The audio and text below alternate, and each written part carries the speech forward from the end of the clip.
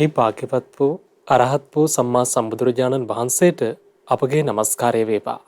නමෝ බුද්ධාය. ජීවිතේ අපිට සාමාන්‍යයෙන් ප්‍රශ්න ගැටලු බාධක තියෙන දේවල් අහම්බයක් නෙමෙයි. ඕනෑම වයස් සීමාවකදී ඕනෑම කටයුත්තක් අපි සිදු කරද්දී ප්‍රශ්න ගැටලු අපේ ජීවිතේට එන්න පුළුවන්. ඒ ප්‍රශ්න මැත්තේ අපේ ජීවිතේ අරමුණු කරා ගමන් කරද්දී අපේ ජීවිතේ සාර්ථකත්වයේ කරා ගමන් කරද්දී අපිට ධර්මයේ තරම් උතුම් මඟ පෙන්වීමක් තවත් නැහැ. ප්‍රශ්න වලට උත්තර හොයාගන්න අපිට දහම තුලින්ම තමයි හොඳම මඟ පෙන්වීම කියා දෙන්නේ. ඉතින් යෝන් දහම් වැඩසටහන කියන්නේ තරුණ වයසේ ජීවිතේ හොඳම කාලේ භද්‍ර යෞවනයේ ඉන්න ඔබට ජීවිතේ ජය ගන්න දෙලොවම සුවපත් කරගන්න මාර්ගය කියා දෙන වැඩසටහන.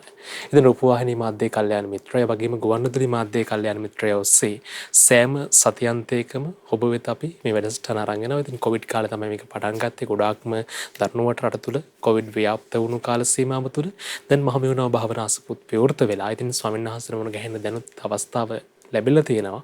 කොහොමුණත් අපි වැඩසටහන නතර කරන්නේ නැහැ. අපිත් ඒක ලොකු පිරිසක් එකතු වෙලා ඉන්නවා. තරුණ දුවදරුවන් ඉතින් තමන්ගේ ජීවිතේ සාර්ථක කරගන්න කැමැත්ත ඇතිව. ඒ නිසාම තමයි දැන් මේ වෙලාවේ ඔබ ශ්‍රද්ධා රූපවාහිනිය සමීපයට, ලක්වර ගුවන්විදුලිය සමීපයට, එහෙම නැත්නම් තමන්ගේ ජංගම දුරකථනයෙන්, තමන්ගේ පරිගණකයෙන් මේ වැඩසටහන සමගින් අන්තර්ජාල අවකාශය ඔස්සේ නරඹන ශ්‍රවණය කරන්නට එකතු වෙලා ඉන්නේ කියලා අපිට විශ්වාසයි.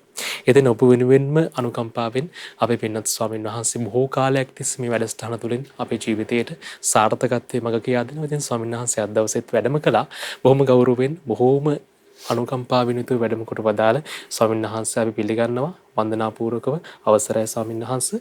ඉතින් අපි ස්වාමීන් වහන්සේත් එක්ක අද දවසේ වැඩසටහන ඔබ වෙත අරන් එද්දී අද වැඩසටහන ඔබ වෙනුවෙන් ගෙන එන්න බැතිබර දායකත්වයන් එකතු කරනවා මාර්තු මාසයේ 30 වෙනිදා 23 වෙනි ජන්මදිනයේ යෙදුණු සසිඳු කොඩිප්පිලි පුතණුවන්ට සහ මාර්තු මාසයේ 31 වෙනිදා ජන්මදිනයේ යෙදුණු උපුල් කොඩිප්පිලි ස්වාමි පුරුෂයාට නිදුක් නිරෝගී සුවපත් භාවය සහ දීර්ඝායුෂ ප්‍රාර්ථනා කිරීමේ අපේක්ෂාවෙන් පවුලේ පින්වත් හැමදෙනාම එකතු වෙලා තමයි දායකත්වය ලබා දෙන්නේ. ඉතින් ඔබටත් පුළුවන් ඉදිරි දවසක් වෙන් කරගෙන යෝන් දහම් වැඩසටහනේ බැතිබර විකාශන දායකත්වය ලබා දෙන්න. ඒ ගැන විස්තර දැනගන්න ඉතින් ඔබ දන්නව දුරකථන අංකය ඔබට මතක ඇති 071 232 88 87 071 232 88 87ට කතා කරලා පිනොන්ත ඔබටත් පුළුවන් තමන්ගේ ජීවිතයට මේ ලෝකෙ තිබෙන අග්‍රතම දානමය පින ධර්ම දානමය පින රැස් කර ගන්න ඔන්න ඔබට අවස්ථාව තිබෙනවා. එදිනේ මතක් කිරීමත් එක්කම අද දවසේ අපේ ජීවිතයේ යහපත පිණිස වැඩසටහන ආරම්භ කරන්න පෙර ආතුව ස්වාමීන් වහන්සේ අවසරයි අපි සිල් සමාදන් කරවන්න අවසරයි ස්වාමීන් වහන්සේ. නමෝ බුද්ධාය. අපි සීලය සමාදන් වීම පිණිස පළමුවෙන් එකටම තෙරුවන් සරණ යමු. සාදු සාදු සාදු. නමෝ තස්ස භගවතු අරහතු සම්මා සම්බුද්දස්ස. නමෝ තස්ස භගවතු අරහතු සම්මා සම්බුද්දස්ස. නමෝ තස්ස භගවතු අරහතු සම්මා සම්බුද්දස්ස. බුද්ධං සරණං ගච්ඡාමි ධම්මං සරණං ගච්ඡාමි සංඝං සරණං ගච්ඡාමි ဒ ුතියම්පි බුද්ධං සරණං ගච්ඡාමි ဒ ුතියම්පි ධම්මං සරණං ගච්ඡාමි ဒ ුතියම්පි සංඝං සරණං ගච්ඡාමි. තතියම්පි බුද්ධං සරණං ගච්ඡාමි. තතියම්පි ධම්මං සරණං ගච්ඡාමි. තතියම්පි සංඝං සරණං ගච්ඡාමි. සාදු සාදු සාදු. පංචශීලය සමාදන් වීම පිණිස කියන්න මං කිව්වහම සතුන් මැරීමෙන් වැළකීම නම් වූ මැරීමෙන් වැළකීම නම් වූ සිල්පදය සමාදන් වෙමි. සිල්පදය සමාදන් වෙමි. සොරකම් කිරීමෙන් වැළකීම නම් වූ සොරකම් කිරීමෙන් වැළකීම නම් වූ සිල්පදය සමාදන් වෙමි. සිල්පදය සමාදන් වෙමි. වැරදිකාම සේවනයෙන් වැළකීම නම් වූ වැරදිකාම සේවනයෙන් වැළකීම නම් වූ සිල්පදය සමාදන් වෙමි. සිල්පදය සමාදන් වෙමි. බොරු කීමෙන් වැළකීම නම් වූ බොරු කීමෙන් වැළකීම නම් වූ සිල්පදය සමාදන් වෙමි. සිල්පදය සමාදන් වෙමි. මත්පැන් හා මත්පැන් හා මද්ද්‍රව්‍ය භාවිතයෙන් වැළකීම නම් වූ මත්ද්‍රව්‍ය භාවිතයෙන් වැළකීම නම් වූ සිල්පදය සමාදන් වෙමි. සිල්පදය සමාදන් වෙමි. පින්වත් ස්වාමීන් වහන්ස පින්වත් ස්වාමීන් වහන්ස උතුම් තිසරණ සහිතව උතුම් තිසරණ සහිතව මා සමාදන් වූ මේ සිල්පද මා සමාදන් වූ මේ සිල්පද ඉතා ගෞරවයෙන් ඉතා ගෞරවයෙන් මම ආරක්ෂා කරමි. මම ආරක්ෂා කරමි. මාගේ මේ සීලය මාගේ මේ සීලය මේ ජීවිතයේ යහපත පිණිසද මේ ජීවිතයේ යහපත පිණිසද පරලොව සුගතිය පිණිසද පරලොව සුගතිය පිණිසද සංසාර දුකින් නිදහස් වීම පිණිසද සංසාර දුකින් නිදහස් වීම පිණිසද උපකාර වේවා. උපකාර වේවා. සාදු සාදු සාදු. අපේ ජීවිතවලට සැපෑම රැකවරණේ ධර්මයෙන් ලබා දෙත්තේ අපේ ජීවිත සුරක්ෂා කරන ප්‍රධානම කාරණාවක් තමයි සීලය කියලා කියන්නේ. ඉතින් ඔබටත් අපිටත් නිත්‍ය සීලේ පංචශීලයේ සතර පොහොයට උතුම් අෂ්ටාංග උපෝසථයේ සමාදන් වීම ජීවිතයක් ගත කරන අපිට රැකවරණේ පිණිස හේතු වෙනවා. ඉතින් පින්වත් ස්වාමීන් වහන්සේ අවසරයි අද දවසේ යෝන් දහම් වැඩසටහන අපි සූදානම් කරගනිද්දී අද අපේ සාකච්ඡාවට යෝන් දහම් වැඩසටහනට ප්‍රවේශ වෙන්න මම හිතුවා ස්වාමීන් වහන්සේ මේ දැන් සාමාන්‍යයෙන් පුංචි කාලේ ඉඳලම ස්වයංස් අපිට අරමුණක් තියෙන හොඳ රැකියාවක් කරන්න. හොඳ ශේෂ්ත්‍රයක් Tamanගේ සිහිනේ විදිහට ගොඩක් දෙනෙකින් පුංචි කාලේ ඉඳලම අහද්දි මොන හරි ශේෂ්ත්‍රයක් තියෙනවා යන්න බලාපොරොත්තු වෙන. ඒ සිහිනේ ලොකු විදිහට වෙනස් වෙන්නත් පුළුවන් සමහර විට. කොහොමවත් රැකියාවකට යනවා ස්වයංස් රැකියාවකට යද්දි මුල් කාල සීමාව තුළ සමහර විට තමන්ට කමක් නැහැ මොකක් හරි රැකියාවක් කියන බලාපොරොත්තු තියෙන්නත් පුළුවන් සමහර දෙනෙක්ට. කොහොමද ටික කාලයක් ඇද්දී මේ රැකියාව සවනස ඒ කියන්නේ කැමැත්තෙන් කරනවා කියන එක ආශාවෙන් කරනවා කියන එක ටිකක් අමතක වෙලා යනවා. රැකියාව නීරස එකක් බවට පත් වෙනවා. සමහරලාට එහෙම යද්දී ටික දවසක් ඇද්දී රැකියාව මාරු කරනවා. ඒ විදිහට මේ සාමාන්‍යයෙන් වයස අවුරුදු 30 35 වෙද්දී රැකියාවල් බොහෝ ප්‍රමාණයක් කරපු අයත් ඉන්නවා. සහ තවමත් අවුරුදු 30 35 වුණා රැකියාවන් හොයන අයත් ඉන්නවා ස්වාමීන් වහන්සේ. ඒ වගේම තවදුරටත් ඒ ප්‍රශ්නත් එක්කම ජීවත් වෙන බොහෝ දෙනෙක් ඉන්නවා. ස්වාමීන් වහන්සේ අපිට හිතෙන්නේ දැන් අර ගොඩක් වෙලාවට රැකියාව මුදලම පරමාර්ථය කරගෙන මුදල් ලැබීමම පරමාර්ථය කරගෙන ගියොත් මට හිතෙන කාරණාවක් තමයි අපි දැන් මේ අද හිතුවේ ස්වාමීන් වහන්සේ මේ ඒක සාර්ථකයක් වෙන්නේ බොහොම කලාතුරකින් කියලා. ඒ කියන්නේ ඒක ආශාවෙන් කැමැත්තෙන් කරද්දී නිර්මාණාත්මක විදිහට වෙනස් විදිහට හිතලා අලුත් දේවල් කරලා අපි ළඟට සේවය ලබා ගන්න අයට වෙනස් විදිහකින් සේවය ලබා දෙන විදිහට මේ රැකියාව ඇතුළත අපිට මේ නිර්මාණාත්මක චින්තනය එකතු කරගැනීමේ වැදගත්කම් පිළිබඳව සයින්ස් අපිට හේතුන අද දවසේදී කතා කරන්න ඕන සයින්ස්ගෙන් මේ ධර්මානුකූල මඟ පෙන්වීමක් ලබා ගන්න ඕනේ කියලා. අවසරයි ස්වාමීන් වහන්සේ අපිට මේකට උපකාර පිණිස උතුම් ධර්මයෙන් බෝධනක් ලබා දෙන්න සයින්ස්. නමෝ බුද්ධාය. පළමු කොට මාගේ ගුරු දේවෝත්තම අප හැම දෙනාගේ කල්යාණ මිත්‍ර පරම පූජනීය පින්වත් ලොකු ස්වාමින් වහන්සේට ගෞරවාදර වන්දනාව වේවා. සාදු සාදු සාදු. ශ්‍රද්ධාවන්ත වාසනාවන්ත පින්වතුනි, පින්වත් යෝන් දූ දරුවනි, අපේ ජීවිතයේ බුදුරජාණන් වහන්සේගේ ධර්මයෙන් අපේ ජීවිතයේ මෙලොව දියුණුවටත් පරලොව දියුණුවටත් කියන දෙකටමයි උපදෙස් ලබා දීලා තියෙන්නේ.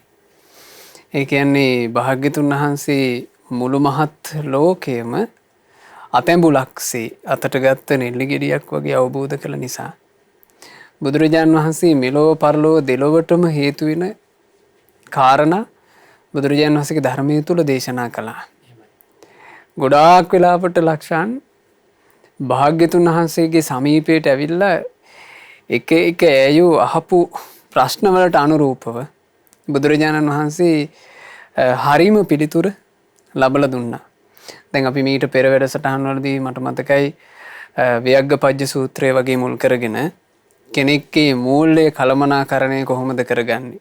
Tamanට ලැබෙන ධනය එයා කොහොමද හරි විදිහට කළමනාකරණය කරගෙන ඒ ධනයෙන් හරීම ප්‍රයෝජන ලබන්නේ? මේවා අපි පැහැදිලිව කියලා දුන්නා. බුදුරජාණන් වහන්සේගෙන් ওই ලක්ෂාන් ඇහුවා වගේම කාරණාවක් කෙනෙක් ඇහුවා. ඒ ප්‍රශ්නේ තමයි මේ කතංසු වින්දතේ ධනං. අහනවා ස්වාමීනි භාග්‍යතුන් වහන්සේ මේ දිවිමඟ ශක්තිමත් කරගන්නට ධනය ලබන්නේ කොහොමද කියලා ඇහුවා. ඇත්තම ජීවිතේ සාමාන්‍යයෙන් ගත වෙන ජීවිතේ ශක්තිමත් කරගන්නට ධන සම්පත් ඕනනේ මේ ජීවිතේ දියුණු කරගෙන මේ ජීවිතේ සුවසේ වාසය කරන්නනේ. එතකොට ওই ප්‍රශ්නේ කියන්නේ ඒකලත් ඇති වෙලා තියෙනවා. ඇහුවා ස්වාමීනි කොහොමද ධනෙ ලබන්නේ? ධනෙ එක්රැස් කරගන්නේ? ඒතර බුදුරජාණන් වහන්සේ හරි ලස්සන උත්තරයක් වදාලා. පතිරූපකාරී දුරවා උට්ඨාතා වින්දතේ ධන. ධනෙ ලබන්නේ කොහොමද? පතිරූපකාරී දුරවා තමන්ට පැමිණෙන වගකීම් හොඳින් ශක්තිමත්ව බාර ගන්නවා නම් තමන්ට යම් වගකීමක් එනකොට ඒ වගකීම උසුළුීමේ හැකියාවක් කෙනෙකුට තියෙනවා නම් ඊළඟට උට්ඨාතා වීරියෙන් උත්සාහයෙන් යුතුව තමන්ගේ ජීවිතයේ ඒ කටයුතු මේ ශක්තිමත්ව කරනවා නම් එයා තමයි කිව්වා මේ ලෝකෙ ධනෙ ලබන්නේ. එතකොට තමන්ට පැවිරෙන වගකීම ශක්තිමත්ව බාර ගන්නටත් ඒ වගකීම ක්‍රමානුකූලව වීරියෙන් උත්සාහයෙන් යුක්තව කරගන්නටත් ලක්ෂණ ගොඩාක් වෙලාවට උපකාරී කරන එක ඔය මේ නිර්මාණශීලී බව කියන එක. ඒ කියන්නේ තමන්ගේ ජීවිතේ ධනය උපයා ගන්න එහෙම නැත්නම් තමන්ගේ ජීවිතේ ඉස්සරහට අරගෙන යන්න ඒ කෙනාට ගොඩාක් උපකාරයි නොඑක් පරාසයන් ඔස්සේ හිතන එක. ඇත්තට මේක තරුණ වයසක කෙනෙකුට පුළුවන් එකක් කරන්න. නමුත් බහුතරයක් ගත්තොත් මේ සමාජයේ ජීවත් වෙන අය අර එතෙන්ද තමන්ගේ මනස යොමු කරන්න තරම් දක්ෂ වෙන්නේ නැහැ. හැම කෙනෙක් ගාවම ලක්ෂණ තියෙනවා. හැම කෙනෙක් ගාවම වගේ තියෙනවා නොඑක් හැකියා. හැම කෙනෙක් ගාවම වගේ තියෙනවා නොඑක් හැකියා. ඒක එකිනෙකාට වෙනස්. ඒ තමන්ගේ හැකියාවන් උරඟා බලනවා කියන එක හැබැයි හරි අතලොස්සයි කරන්නේ. හැකියාව හඳුනා ගන්නෙත් සීමිත පිරිසක් නේ. හරිම සීමිත පිරිසක්. හරිම සීමිත පිරිසක් තමයි ඒ තමන්ගේ හැකියාව හඳුනගෙන ඒ ඔස්සේ දියුණුවක් කරා යන්න මහන්සි ගන්නෙ. එහෙමයි සන්නස්. හරි සුළු පිරිසක්. ඒකට ගොඩාක් වෙලාවට බලපාන එකක් තමයි කම්මැලිකම. ඒකයි බුදුරජාණන් වහන්සේ වදාළේ උට්ඨාතා.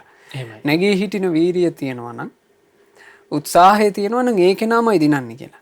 ගොඩාක් දෙනෙක් මුලින්ම ඉස්සරහට ගන්නවා තමන්ට මොකක් හරි හිතෙනකොටම ඒක ඉස්සරහට ගන්නේ කම්මැලිකම. ඔව්වා කරාට මේ කාලේ හරියන්නේ කියලා ඉක්මනට දාගන්නවා ඒක. ඒක දාගත්ත ගමන් ආයෙ එතනින් එහාට කතන්දරයක් නෑ නේ. එයා මුලින්ම ගත්තේ මට බෑ මං මේවා කරාට මේ කාලේ ඔව හරියන්නේ නෑ. ඒකනම් එයාට එතනින්ම නැගී හිටින්න තියෙන අවස්ථාව අවසන්. එහෙමයි. එතනින්ම අසුභවාදී විදිහටම හිතන්නේ සන්නස්. එතනින්ම ඒක දැන් අර කියනවනේ සාමාන්‍යයෙන් කියනවා ලක්ෂණ ඔය ඉස්සර අපේ මුතුන් මිත්තන් කතාවක් තිබුණා කම්මැලියාට දිවස් තිබේ කියලා. කම්මැලියාගේ දිවස තමයි ඕක. එහෙමයි සන්නස්. කම්මැලි තැනැත්තා කම්මැලිකම නිසා මුලින්ම කල්පනා කරනවා කියනවා මේ ඒක දැන් ඔය ගොවිතැන්පත් එහෙම කරනකොට එහෙම නැත්නම් අනිකුත් අතේ පය හයියෙන් කරන කටයුතු වලදී එහෙමයි. කම්මැලියා මුලින්ම හිතනවා කියනවා පොඩ්ඩක් උදේ පාන්දර ඇඳෙන් අවදි වුණාට පස්සේ ඇඳේ ඉඳලම මිනිහා කල්පනා කරනවා කියනවා අද නම් මේ වහී වගේ අද වැඩට යනවා කියන එක කිසි තේරුමක් නැහැ. එතකොට එයාට දිවස් කලින්ම අදනම් වහී කියලා. ඊළඟට අදනම් පායයි වගේ කියලා මේ වගේ එයාට දියුණුව කරා යන්න තියෙන පිළිවෙලකට නෙවෙයි එයා හිතන්නේ. එහෙමයි. එතනින් මෙයාගේ දියුණුව සම්පූර්ණයෙන්ම අවහිර වෙලා යනවා. ඒ චින්තන රටාව නිසා. කෙනෙකුට පුළුවන් නම් හොඳට මේ තමන්ගේ දියුණුව පැත්තෙන්ම හිත යමක් කරන්න. ඇත්තටම ලක්ෂණ මේ ලෝකේ දියුණු වෙච්ච මිනිස්සු ගත්තොත් දැන් දියුණු වෙච්ච මිනිස්සු කියන අය මේ බණ අහන පරිසරය විතරක් නෙමෙයි ඉන්නේ. එහෙමයි. දැන් ලෝකේ ගත්තොත් කොච්චර දියුණු මිනිස්සු ඉන්නවද? ඔය දියුණු මිනිස්සු ගත්තොත් ඒ මිනිස්සු ඔක්කොම මේ ඉහළටම දියුණු වෙච්ච මිනිස්සු දියුණු වෙලා තියෙන්නේ මේ අතේ පයේ හයියෙන් වැඩ කරලා නෙමෙයි. එහෙමයි. කල්පනාවෙන් වැඩ කරලා. තමන් කල්පනා කරලා කරපු යමක් නිසා තමයි මිනිස්සෙක් හොඳට ඉස්සරහට දියුණු වෙලා තියෙන්නේ. ලෝකෙ දිහා හොඳට ඇස්සරලා බැලුවොත් මේ මා කියන දේ තේරුම් ගන්න පුළුවන් වෙයි. ඔය අන්තර්ජාලයෙන් බලන්න දියුණුව කරා ගියපු මිනිස්සු හැමතිස්සෙම දියුණු වෙලා තියෙන්නේ. එයා අලුත් විදිහකට හිතලා. එහෙමයි. ඒ හිතපු ක්‍රමේ අනුව එයා බය නැතුව වැඩේට අත ගහලා. හිතලා විතරක් නැවතිලා නැහැ. වැඩේට අත ගහලා.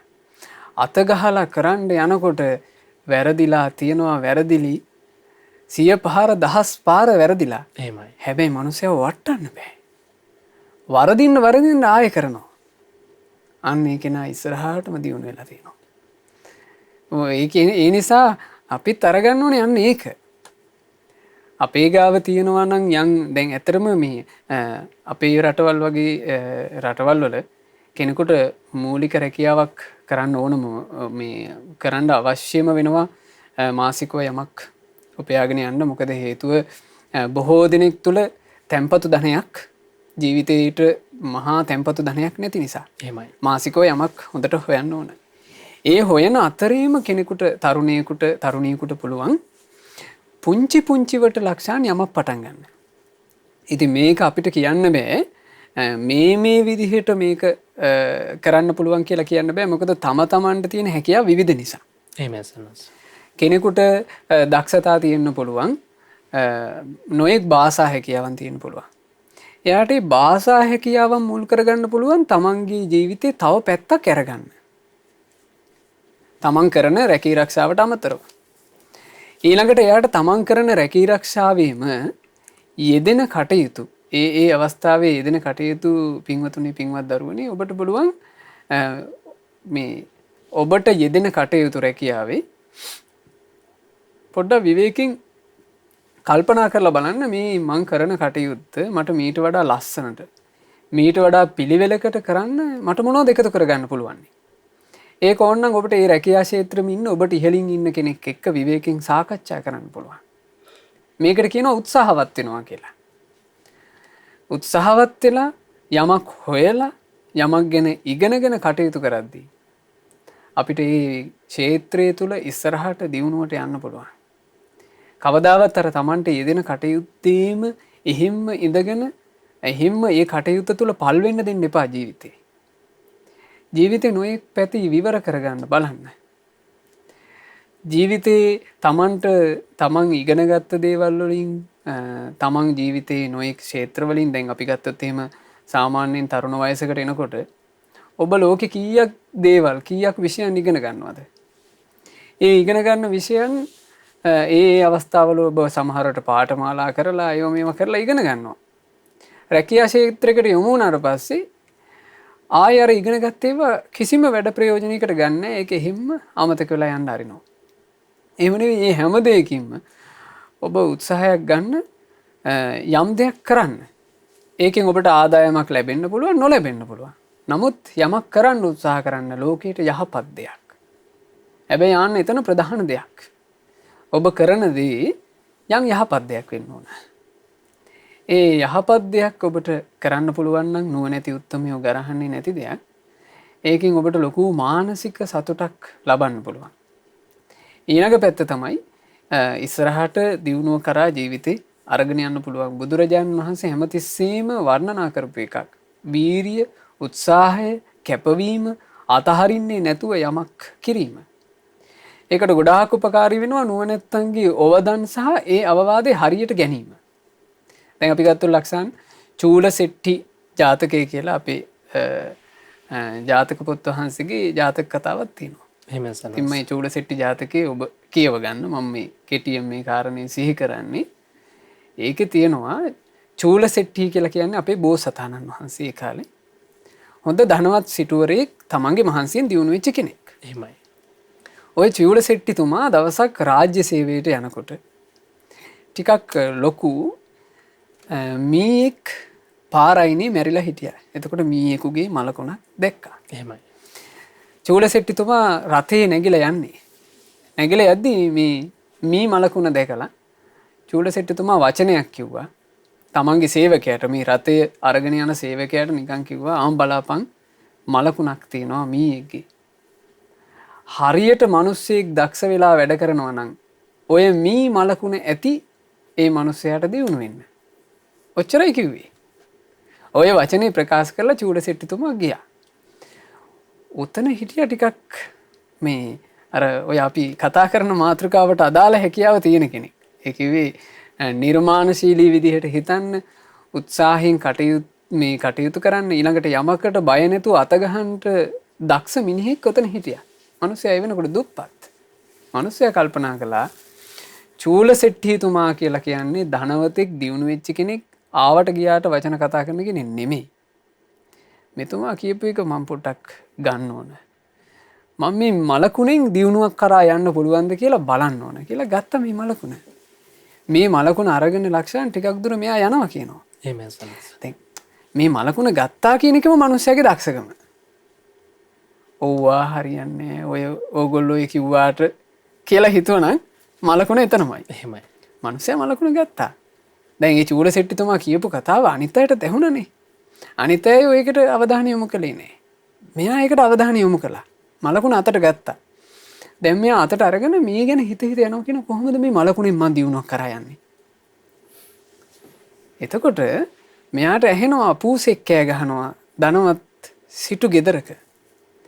මෙයා ගේට්ටුව ගාවට ගිහිල්ලා සේවකයාට කතා කළා. බලන්න මෙයාට අදහස උපදින හැටි.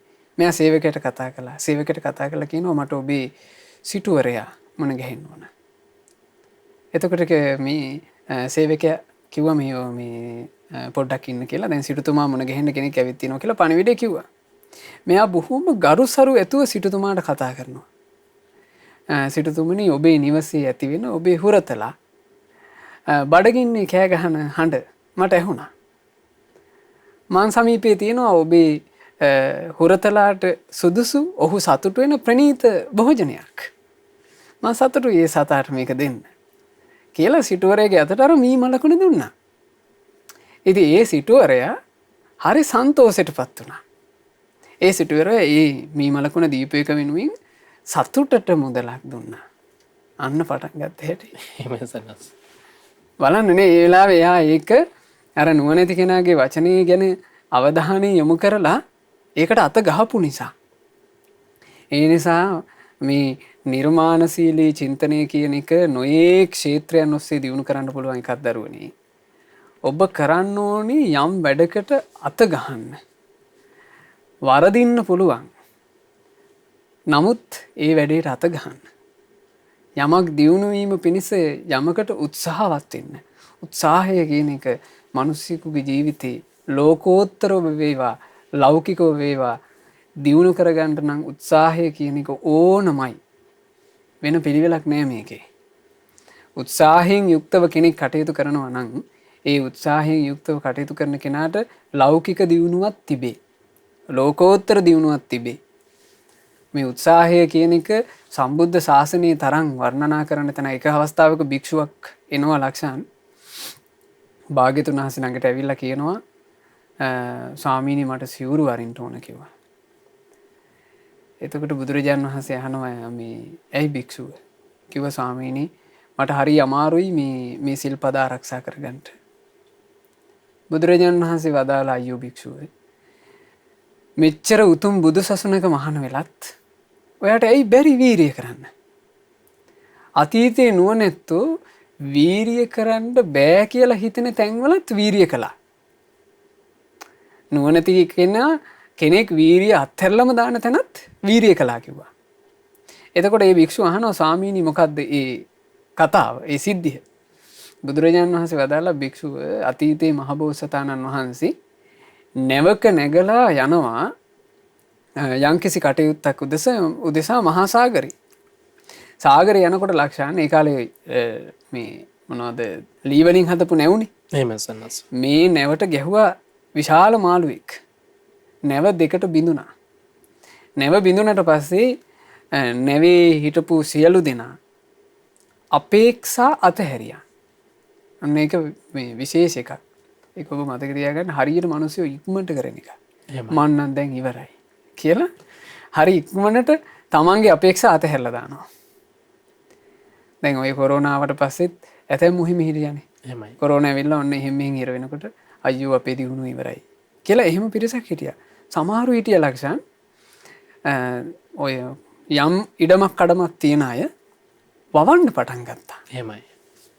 මෙන්න වවාපු අය කොරෝනා කාලේ ඉවර වෙනකොට දැන් වවන්න බැරි වෙච්ච අය ගෙවල් වලට වෙලා ඒගොල්ලන්ට මේ තැවුලෙන් යුක්තව ඔහේ කම්මැලිකම ඉන්න වෙච්ච කෙනෙකුනේ. වවපු අය ඒ වැවීම තුල ආස්වාදයකුත් ලැබුවා. ඒ කියන්නේ ඒක හරි සන්තෝෂ දෙන්නේ.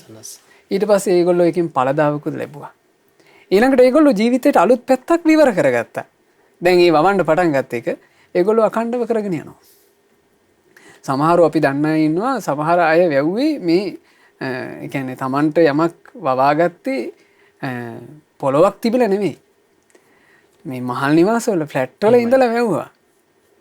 ඒකයි මම කිව්වේ අත ගහනවා කියන එක. සමහර මේ පුංචි පුංචි පෝච්චි ගෙනල්ලා සාමාන්‍ය මිනිස්සු මල් හදන පෝච්චි වල කන්න බොන්න පුළුවන් දේවල් හැදුවා. එහෙමයි සන්ස්. මෙන්න මේගොල්ලන්ට අලුත් පැත්තක් විවර වුණා. එහෙනම් අපිට අපේ ජීවිතයේ එදිනෙදා යැපීම පිණිස උවමනා කරන දේවල් අපිට මේ ගේ ඇතුළේම හදාගන්න පුළුවන් නේ කියන එක ඒගොල්ලන්ට ඇරුණේ මේ කොරෝනා ප්‍රශ්නෙත් එක්ක. නැත්නම් ඒගොල්ලෝ කවදාවත් අර ෆ්ලැට් එකේ වවන්නේ. අන්න ඒ නිසා දැන් බෝසතන් වහන්සේ අතන වදාලා භික්ෂුව එදා අර මිනිස්සු ඔක්කොම අත්හැරියා කිව්වා. තමන්ගේ ජීවිත අපේක්ෂා වැඩක් නැහැ කියලා. මහබෝසතන් වහන්සේ විතරක් ලෑලි කෑල්ලක් මේ උඩට නැගගෙන මහා සාගරේ පීනන්න පටන් ගත්ත කියනවා. එහෙමයි. මේ පීනගෙන යනකොට දවස් 7ක් පීනුවා කියනවා. දවස් 7ක් පීනද්දී සමුද්‍ර දේවතාවා කියලා ඔය සමුද්‍රට අධිග්‍රහිත දෙවි කෙනෙක් මේ දේවතාවා අහසේ පෙනී හිටියා. පෙනී හිටලා මේ දේවතාවා බෝසතාණන් වහන්සේට නිකන් මේ උසුළු විසුළු කරන අදහසින් කතා කළා. එහුවා මොකද්ද මේ කරන වැඩේ තේරුම? පරක් තෙරක් පේන්නේ. මොකද්ද කියලා එහුවා ඔය පීනන එකේ තේරුම. අතහැරලා දාන්න කිව්වා ඔය පීනිල්ල. ඔබට බෑ කිව්වා පීනගෙන ඊතරකට යන්න. එතකොට බෝසතාණන් වහන්සේ කියනවා අර දේවතාවට දෙව්දූ ඒක දේවතාවියක් හිටියේ කියනවා දෙව්දූ මං උත්සාහ කරන කෙනෙක්. මං වීරිය වඩන කෙනෙක්. මං අතහරින කෙනෙක් නෙමෙයි. ඒ උත්සාහය වඩන වීරියවන්තයෝ ධෛර්යයෙන් යුක්තව පුළුවන් උපරිමය කරනවා කිව්වා. මං එහෙම කෙනෙක් කිව්වා. එතකොට මේ දෙව්දූ අහනවා ඉතින් උත්සාහ කළා කියලා වෑයම් කළා කියලා අත් නොහැර කළා කියලා මොනවද ලැබුවේ කියලා ඇහුවා. කිව්වා දෙව්දූ අනිත් ඇයෝ ඔක්කොමලා නැව බිඳිච්ච තැනම සත්තුන්ට ආහාරයක් වුණා මුහුදේ මැරිලා ගියා. මං උත්සාහ කරපු නිසා වෑයම් කරපු නිසා මං අද දෙව්දුවක් ඇස් දෙකින් දකින්නවා. එහෙම කිව්වා. හරි සතුටුුණා දෙව්දූ. ඒ දෙව්දූ සතුටු වෙලා ඒ දෙවියාගේ ආනුභාවයෙන් මහබෝසතාණන් වහන්සේ මෙතරට අරන් ආවා කියනවා. ඒ හින්දායි මේ කාරණේ මම සිහිපත් කළේ. ඉතින් අර භික්ෂුවට බුදුරජාණන් වහන්සේ අවවාද කළා. ඒ නිසා භික්ෂුව අතහරින්න එපා.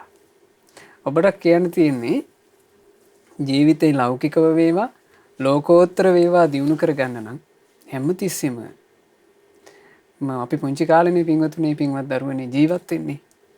මේ පුංචි කාලේ ඇතුලේ හැමතිස්සෙම යමක් කරන්න වෑයම් කරන්න. නුවණැති උත්තමයන් ගරහන්නේ නැති දෙයක් ජීවිතේට අභිවෘද්ධියක් සැලසෙන දෙයක් ඔබ කරන්න උත්සාහවත් වෙන්න. ඒකට ලස්සන ක්‍රමවේද ඔස්සේ ඔබ හිතන්න. ඒ හිතලා යමක් කරන්න මහන්සි ගත්තොත් එහෙම ඒ කරන්න මහන්සි ගැනීම තුළ ඔබට ඔබේ ආධ්‍යාත්මය තුළින් ඒක තමයි මම හිතන්නේ විශේෂම දේ ලක්ෂණ. එහෙමයි සන්නස්. ධනයක් උපයනවා හෝ වෙනයම් හෝ නිකන් වෙනයම් දෙයකට වඩා ධනයක් උපයනවා එහෙම නැත්නම් වෙන සමාජයෙන් ලබන පැසසුමක් ආදී ඒ දෙකකට නෙවෙයි තමන්ම තමන් ගැන ලබන සතුට. එහෙමයි. ඒක ගොඩාක් වැදගත් එකක්. නිම කිරීමේ සතුට නේ සන්නස් දෙයක්. ඔව් යමක් කරන්න මම මෙහෙම කරන්න මහන්සි ගත්ත කෙනෙක්. එහෙමයි. මං යම් දෙයක් කරන්න කැපවෙන්න මහන්සි වෙච්ච කෙනෙක්. මගේ ඒ කැපවීම මට තියෙනවා කියලා. රැකී ආරක්ෂා කරනකොට ඒවා කෙනෙක් එහෙම සතුටක් ලබන්න ඕන. මම එක අවස්ථාවක මට මතකයි හම්බ වුණා එක නර්ස් කෙනෙක්. ඒ නර්ස් මේ වෙනකොට ඇත්තටම අන්තරා වෙලා. එහෙමයි. ඒ අන්තරා වෙන්න ආසන්න කාලේ තමයි අපිත් එක්ක කතා කළේ. ඒ නර්ස් ලස්සන කතාවක් කිව්වා. ස්වාමීන් වහන්සේ මං මේ රැකියාවට ආපු දවසේ ඉඳලම මං එකක් හිතට ගත්තා කිව්වා. ඒ තමයි මේ රැකියාව මට අන් අයට සේවය කරන්න ලැබිච්ච එකක්. මට පුළුවන් උපරිමයෙන් මේ සේවාව කරනවා. ඉතින් එනස් කියනවා ස්වාමීන් වහන්සේ කවදාවත් මං පරක්කු වෙලා වැඩට ආවා කියලා එකක් මගේ ජීවිතේ වෙලා නැහැ. හිතාමතා පරක්කු වෙලා වැඩට ඇවිල්ලා නැහැ කිව්වා. ඊළඟට මං සේවා කරනවා අනිත් අයට පහසුව සලසනවා කියන හිතෙන් හිටපු නිසා මට හරි මේ ලෙඩ්ඩු ගැන කරුණාවක්ම ඉවත් තිබුණේ. මං කවදාවත් මේ හිතුවක්කාර ලෙඩෙකුට ඇරෙන්න මං සැරට කතා කළා නැහැ කිව්වා. හරි ලස්සන කතාවක් කිව්වා ස්වාමීන් වහන්සේ ඇතැම් අවස්ථාවල මේ ලෙඩ්ඩු අරගෙන යනකොට මේ කියන්නේ පහසුකම් නැති තැන්වලදී ඒ ලෙඩ්ඩුන්ට වමනෙට ඇවිල්ලා තියෙනවා. ඒ ඇතැම් අවස්ථාවල ඒගොල්ලෝ වමනේ කරනකොට අර ග්ලව්ස් දෙක දාගෙන වමනේ අතට අරගෙන තියෙනවා කිව්වා මං. ඒවා මං මේ කිව්වේ එයාගේ තියෙන මතක සටහන. එහෙමයි සන්නස්. ඉතින් ඒ කරලා කිව්වා ස්වාමීන් වහන්සේ මං පුදුම සතුටකින් ඉන්නේ. මං මගේ රැකියාව මං හරියට කළා. මං ඒ රැකියාව තුලින් බොහෝ දෙනෙකුට සේවා සැපයුවා. මං ලැබපු මුදලට මං ණය නෑ. ස්වාමීන් වහන්සේ ඒක තමයි මගේ ධර්මය. ඔන්න ඔය වචනේ කිව්වා. ස්වාමීන් වහන්සේ ඒක තමයි මගේ ධර්මය කියලා. ඉතින් ඒ නිසා අපි හැමෝම ওই තැනට යනවනේ යම් දවසක. එහෙමයි සන්නස්. අන්න එදාට හොඳ මානසික සතුටක්. හොඳ ආධ්‍යාත්මික සතුටක් තියෙන ජීවිතයක් ඔබට තියෙයි. ඒ නිසා උත්සාහයෙන්, වීරියෙන්, නිර්මාණශීලීව ජීවිතේ ලස්සන කටයුතු කරමින් ජීවිතය දියුණු කරගන්න කියලා අපි ආශිර්වාද කරනවා. එහෙමයි සන්නස්. ක්‍රියේටිවිටි එක. ක්‍රියේටිව් තින්කින් මේ කාරණාවන් අපි කතා කරනවා සමාජයේ ඕනෑ තරම්. ඉතින් අපිට ධර්මානුකූලව මේ මඟ පෙන්වීම අද වින්නත් ස්වාමීන් වහන්සේ බොහොම හොඳින් ලබා දුන්නා. ඉතින් අපි උත්සාහ කරන්න ඕනේ අපි කරන දේවල් කරන්නම් වාලේ ඒ වගකීම ඉටු කරනවා කියනා වූ ඒ අදහසේ පමණක් නොයිද ලස්සනට කරන දෙයක් නිර්මාණාත්මක විදිහට අපේ දේවල් කරනවා නම් කැමැත්තෙන් මේ දේවල් කරනවා නම් බොහෝ දේ අපිට කරන්න පුළුවන්. බොහෝ දේ වෙනස් කරගන්න අපිට පුළුවන්කම ලැබෙනවා. අද යොන්දහම් වැඩසටහන ඔබ වෙත ගෙනෙන ප්‍රතිබල දායකත්වයේ ලබා දෙන්නේ මාර්තු මාසයේ 30 වන දින 23 වන ජන්මදිනයේ යෙදුණු සසින්දු කොඩිප්පිලි පුතුණුවන්ට සහ මාර්තු මාසයේ 31 වන දින ජන්මදිනයේ යෙදුණු උපුල් කොඩිප්පිලි ස්වාම්පුරුෂයන් නිදුක් නිරෝගී සුවපත් භාවයේ සහ දීර්ඝායුෂ ප්‍රාර්ථනා කිරීම පිණිස පවුලේ පින්වත් සියලුම දෙනා විසින් තමයි දායකත්වයේ ලබා දෙන්නේ. ඉතින් ඔබටත් පුළුවන් ඉදිරි දවසක දායකත්වයේ ලබා දෙන්න. ඒ ගැන විස්තර දැනගන්න කතා කරන්න මේ දුරකථන අංකයට 071 232 88 87ට. ඔබ දන්නවා ඉතින් මෙන්නද වගේම අදත් ඔබට පුළුවන් ප්‍රශ්න ඉදිරිපත් කරන්න. ප්‍රශ්න ඉදිරිපත් කරන්නේ කොහොමද කියලා දැන් ඔබ දන්නවා. ශ්‍රද්ධා TV Facebook පිටුවට ගිහිල්ලා Facebook live එකට කමෙන්ට් එකක් විදිහට ඔබේ ප්‍රශ්නය සටහන් කරන්න. ඉතින් මේ ප්‍රශ්නේ අපි සෝදානම් පින්වත් ස්වාමීන් වහන්සේට ඉදිරිපත් කරලා ඔබට පිළිතුරු ලබා දෙන්න. ජීවිතයට ධාර්මික අවවාදයක් ලබා දෙන්න. ඉතින් සයින්ස් අද දවසේත් බොහෝ දෙනෙක් අපිට ප්‍රශ්න ඉදිරිපත් කරලා තියෙනවා. ඒ ප්‍රශ්න අතරින් මම මුලින්ම තෝරගන්නවා රූප පොන්නප්පිරුම කියලා කෙනෙක් අපිට ප්‍රශ්නයක් යොමු කරලා තියෙනවා සොයන්නංශ ධර්මය දේශනා කරනකොට ඉතාමත් ශ්‍රද්ධාවෙන් ඒ ධර්ම කාරණාවන් අපි ජීවිතයට එකතු කරගන්නේ කොහොමද කියන කාරණාව තමයි අහන්නේ පින්නත් ස්වාමීන් වහන්සේ. ධර්ම ශ්‍රවණය කිරීම. එහෙමයි. ධර්මයේ ශ්‍රවණය කිරීමේදී බුදුරජාණන් වහන්සේ දේශනා කළා යහපත අහිමි වෙන හැටි. අපි ඒක ඉගෙන ගත්තාම මම හිතන්නේ යහපත එකතු කර ගැනීම ගැන තේරුම් ගන්න පුළුවන්. බුදුරජාණන් වහන්සේගේ ධර්මයේ තියෙනවා යම් කෙනෙක් බුදු සමිඳුන් වදාළ ධර්මය ශ්‍රවණය කරන්නේ සිදුරු හොයන අදහසින් නම් ආන් ඒ කෙනාට මේ සද්ධර්මයෙන් කිසිම ප්‍රතිඵලයක් ලබන්න බෑ කිව්වා. එයා මේ ධර්මයේ තුල පිරිහිලා යන කෙනෙක් හරියට අවපක්ෂයට යන හඳ වගේ. අවපක්ෂයට යන හඳ කියලා කියන්නේ පුරපෝයේ දවසට පස්සේ හඳ. පුරපෝයට පස්සේ හඳ දවසෙන් දවස කෑල්ලෙන් කෑල්ල අඩු වෙනවා. අඩු වෙලා අමාවක දවසට නැත්තටම නැති වෙලා යනවා. ඉතින් ඒ වගේ යම් කෙනෙක් මේ බුදුබණ පද වුණත් අහන්නේ සීදුරක් හොයන අදහසින් නම්, අඩුපාඩුවක් හොයන අදහසින් නම්, ඇදයක් හොයන අදහසින් නම්, අගෞරවයෙන් නම් ඒ කෙනාට බණ ඇසීමේ ප්‍රතිඵල නැත. ඒ කෙනා බණ ඇසීම තුලින් දියුණුවක් කරා යන්නේ නැත. කොහොමද අපි බණ ඇසිය යුත්තේ? බුදුරජාණන් වහන්සේ හරියම ලස්සනට වදාලා. බණ ඇසිය යුත්තේ සුසුසති ඊතා ආසාවෙනි. පළවෙනි එක තමයි ආසාව, කැමැත්ත. බොහෝම ආසාවෙන් ධර්මයේ ශ්‍රවණය කරන්න ඕන. මේ බණපද කියලා කියන්නේ දුර්ලභ එකක්. මේ බණපද වලින් තමයි අපිට ජීවිතය කියන එක කියලා දෙන්නේ. ඒක බලන්න ලක්ෂණ දැන් සාමාන්‍යයෙන් අපි මේ ලෝකේ වෙන විෂයන් ඉගෙන ගන්නවනේ. ඒ ඉගෙන ගන්න විෂයන් වලින් අපිට කියලා දෙන්නේ අර ජීවිතේ අපි කොහොමද ජීවිතේ ගැට ගහගන්න හැටිනේ. එහෙමයි සර්. දැන් අපිට හැම විෂයකම ඕවනේ තියෙන්නේ. දැන් පුංචි කාලේ ඉඳලා අපි ඉගෙන ගන්න විෂයන් වලින් අපි කරන්නේ කොහොම හරි හොඳ රස්සාවක් කරගෙන අපේ ජීවිතේ ගැට ගහගන්න පිළිවෙලක් හදාගන්න එක. හැබැයි ජීවිතය කියන්නේ මොකක්ද කියලා ඉගෙන ගන්න නම් අපි ඉගෙන ගන්න ඕන බුදුරජාණන් වහන්සේගේ ධර්මය. එතකොට ජීවිතය කියන එක ගැන හරියට කියා දෙන්නේ බුදුරජුන්ගේ ධර්මයෙන්. මේ මගේ ජීවිතය ගැනයි මේ කියා දෙන්නේ. මගේ ජීවිතේ හැබෑවටම දියුණු කරගන්න හැටි මේ කියා දෙන්නේ කියලා ඒ බණපද වලට ආසාවෙන් සවම්පත් යවන්න ඕන. ආසාවෙන් බණ අහන්න ඕන. ආසාවෙන් බණ අහන කෙනාට වෙන දේ තමයි සෝතං ඕදහති. කන යොමාගෙන බණ අහන කෙනෙක් බවට පත් වෙනවා. එයා කන යොමනවා. ඕහිත සෝතෝ ධම්මං සුනාති. සවම්පත් යොමාගෙනම ඔහු බණ අහනවා. ඒ බණ අහද්දී බුදුරජාණන් වහන්සේ වදාළ එයාට හිතක් පිහිටුව ගන්න කිව්වා අඤ්ඤා චිත්තං උපට්ඨපේති. මම මේ ධර්මයෙන් ජීවිතයට යමක් ගන්න ඕන. මම මේ ධර්මයෙන් ජීවිතේ හිතන්ට අලුත් පිළිවෙලක්, ජීවිතේ කරන්න අලුත් දෙයක් මම එකතු කරගන්න ඕන. මේ ධර්මයේ බොහොම වටින එකක්. මේකෙන් මං වටිනා යමක් ජීවිතයට ගන්න ඕන කියන අදහසින්ම බණ අහන්න කිව්වා. එතකොට මේ ධර්මයේ අහගෙන ඉන්නේ යා මේ හරියට මිනිස්සු පොළොව හාරලා මැණික් කරන්නේ. මැණික් කරලා ඒ මිනිස්සු අර සාමාන්‍ය ගල් එහෙට මෙහෙට පෙරල හොයනවා නේද මැණික. ඒ වගේ වටිනා දෙයක් පතාගෙන තමයි යා බණ අහන්නේ. එතකොට හැමතිස්සෙම එයාට වටිනා දේ අහුවෙනවා. ජීවිතේට ගන්න වැදගත් දෙයක් අහුවෙනවා. උතුම් දෙයක් අහුවෙනවා. මැණික් ආකාරයක් වගේනේ ධර්මය. එයා හොඳට ආසාවෙන් බණ අහගෙන හිටියොත් වටින දේවල් ගොඩක් එකතු කරගන්න ලැබෙනවා.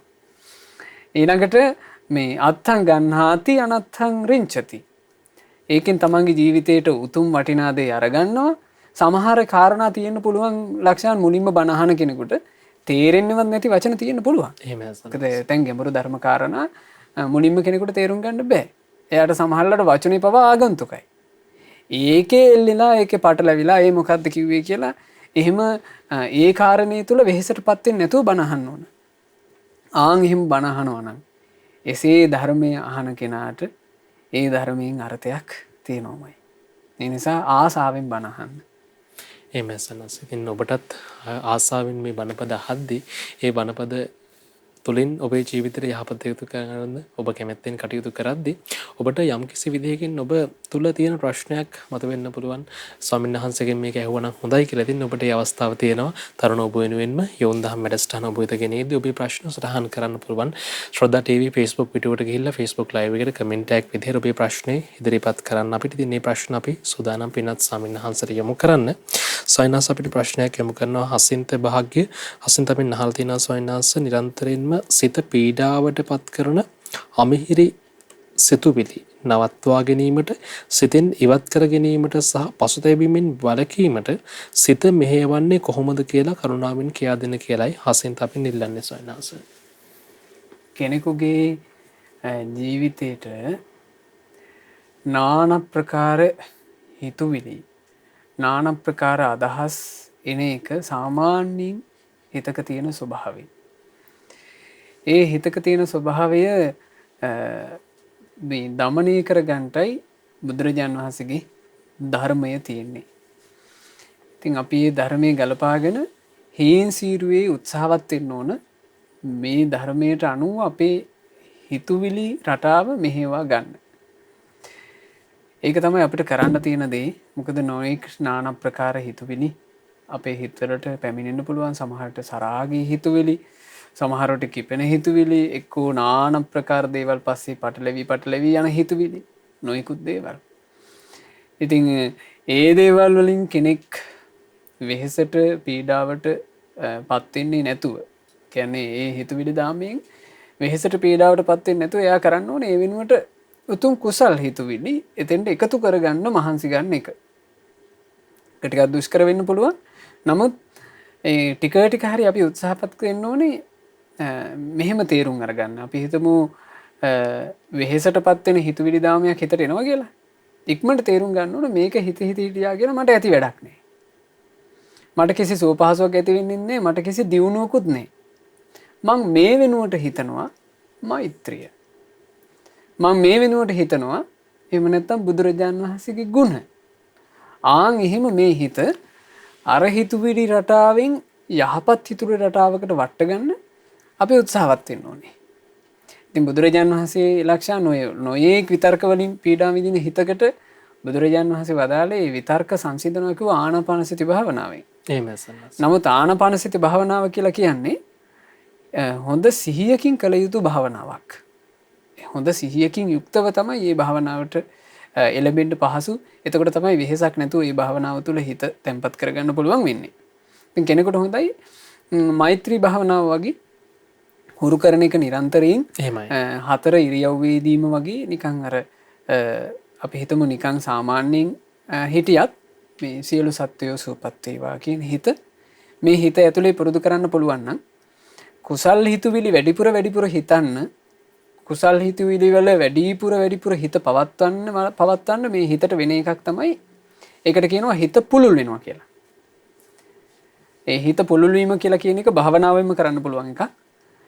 එතකොට මෛත්‍රිය වගේ එකක් පුරුදු කරනකොට හිත ටිකෙන් ටික පුළුල් මනසක් බවට පත් වෙනවා. පරිණත මනසක්. ආන්ගේ පුළුල් පරිණත මනසට ටික අකුසල් හිතුවිලි එන එක අඩු වෙන්න පටන් ගන්නවා. ඒ නිසා ඔබට මම නම් හිතන්නේ මේ සාමාන්‍යයෙන් ගිහි ජීවිතයක් ගත කරන කෙනෙකුට බොහෝම වටින භාවනාවක් ලක්ෂණ මෛත්‍රී භාවනාව. මෛත්‍රී භාවනාව නිතර කරන්න වෑයම් කිරීම, උත්සාහ කිරීම, චුට්ට ඒක කරන්න පටන් ගැනීම. මෛත්‍රී භාවනාව සමහරවිට කෙනෙකුට මුලින්ම අර හිත කැළඹෙන කෙනෙකුට එකපාර බෑ මෛත්‍රී භාවනාව තුළ හිත පවත්වගෙන ඉන්න. ඒ කෙනාට පුළුවන් විවේකීව මේ සාමාන්‍ය හඬකින් මෛත්‍රිය කියන්න. භාවනාව කියනවා යා. මම වෛර නැත්තෙක් වෙම්වා, තරහා නැත්තෙක් වෙම්වා, ඊර්ෂ්‍යා නැත්තෙක් වෙම්වා කියලා මේක කියනවා. ටික කාලයක් මේක කරනකොට මේකට කියනවා වචසා පරිචිතා. වචනයෙන් පුරුදු කිරීම. වචනයෙන් පුරුදු කරන ලද දෙය හරි ලේසි හිතින් මෙනෙහි කරන්න. වචනයෙන් පුරුදු කරන ලද දෙයට එනවා හොඳ ශක්තියක් හිතින් මෙනෙහි කරන්න තරම්. ඒ නිසා මේක වචනයෙන් කාලයක් පුරුදු කරනකොට එයාට හරි පහසු වෙයි හිතින් මෙනෙහි කරගන්න. එහෙමයි සන්නස්. ඒ හිතින් මෙනෙහි කරන එක මුලින්ම වාඩි වෙලා කරන්න බැන්න සක්මන් කර පොඩ්ඩක් කරනවා. සක්මන් කරලා බලනවා පොඩ්ඩක් වාඩි වෙලා ඒක හිතින් මෙනෙහි කරන්න පුළුවන්ද? මෙහෙම අර යහපත් දේ උදෙසා අර අපි මුලින් කිව්වා වගේ නිර්මාණාත්මක කටයුත්තකට එළඹෙන්න උනත් එයාට තියෙන උත්සාහය වීරිය. එහෙමයි. ඒ වගේ මේ භාවනාවක් තුළ හිත පවත්ව ගන්නත් උත්සාහ කරන්න, වීරිය කරන්න, ඒකට කැප වෙන්න. ඔබ වටිනා දෙයක් ඒ කරගන්න ජීවිතේට. මොකද මෛත්‍රිය තුළ තියෙන ආනිසංස භාග්‍යතුන් වහන්සේ බොහෝ කොට වර්ණනා කරපු එකක්. බුදුරජාණන් වහන්සේ දේශනා කළා මෛත්‍රිය වැඩිීමේ අනුසස්. මෛත්‍රිය වැඩිීමේ අනුසස් වල තියෙනවා ලක්ෂණ සාමාන්‍යයෙන් ගත්තත් පළවෙනි ආනිසංස දෙකම බුදුරජාණන් වහන්සේ වදාළේ සුඛං සුපති සුඛං පටිබුජ්ජති. සැපසේ නිදන්නේය, සැපසේ අවදි වන්නේය. මේක කොච්චර වටින ආනිසංසයක්ද. සාමාන්‍ය මනුස්සයන්ගේ ජීවිත ගත්තොත් ලක්ෂණ සැනසිල්ලේ නිදාගන්නවා කියලා කියන්නෙත් මනුස්සයන්ට දුර්ලභ දෙයක්.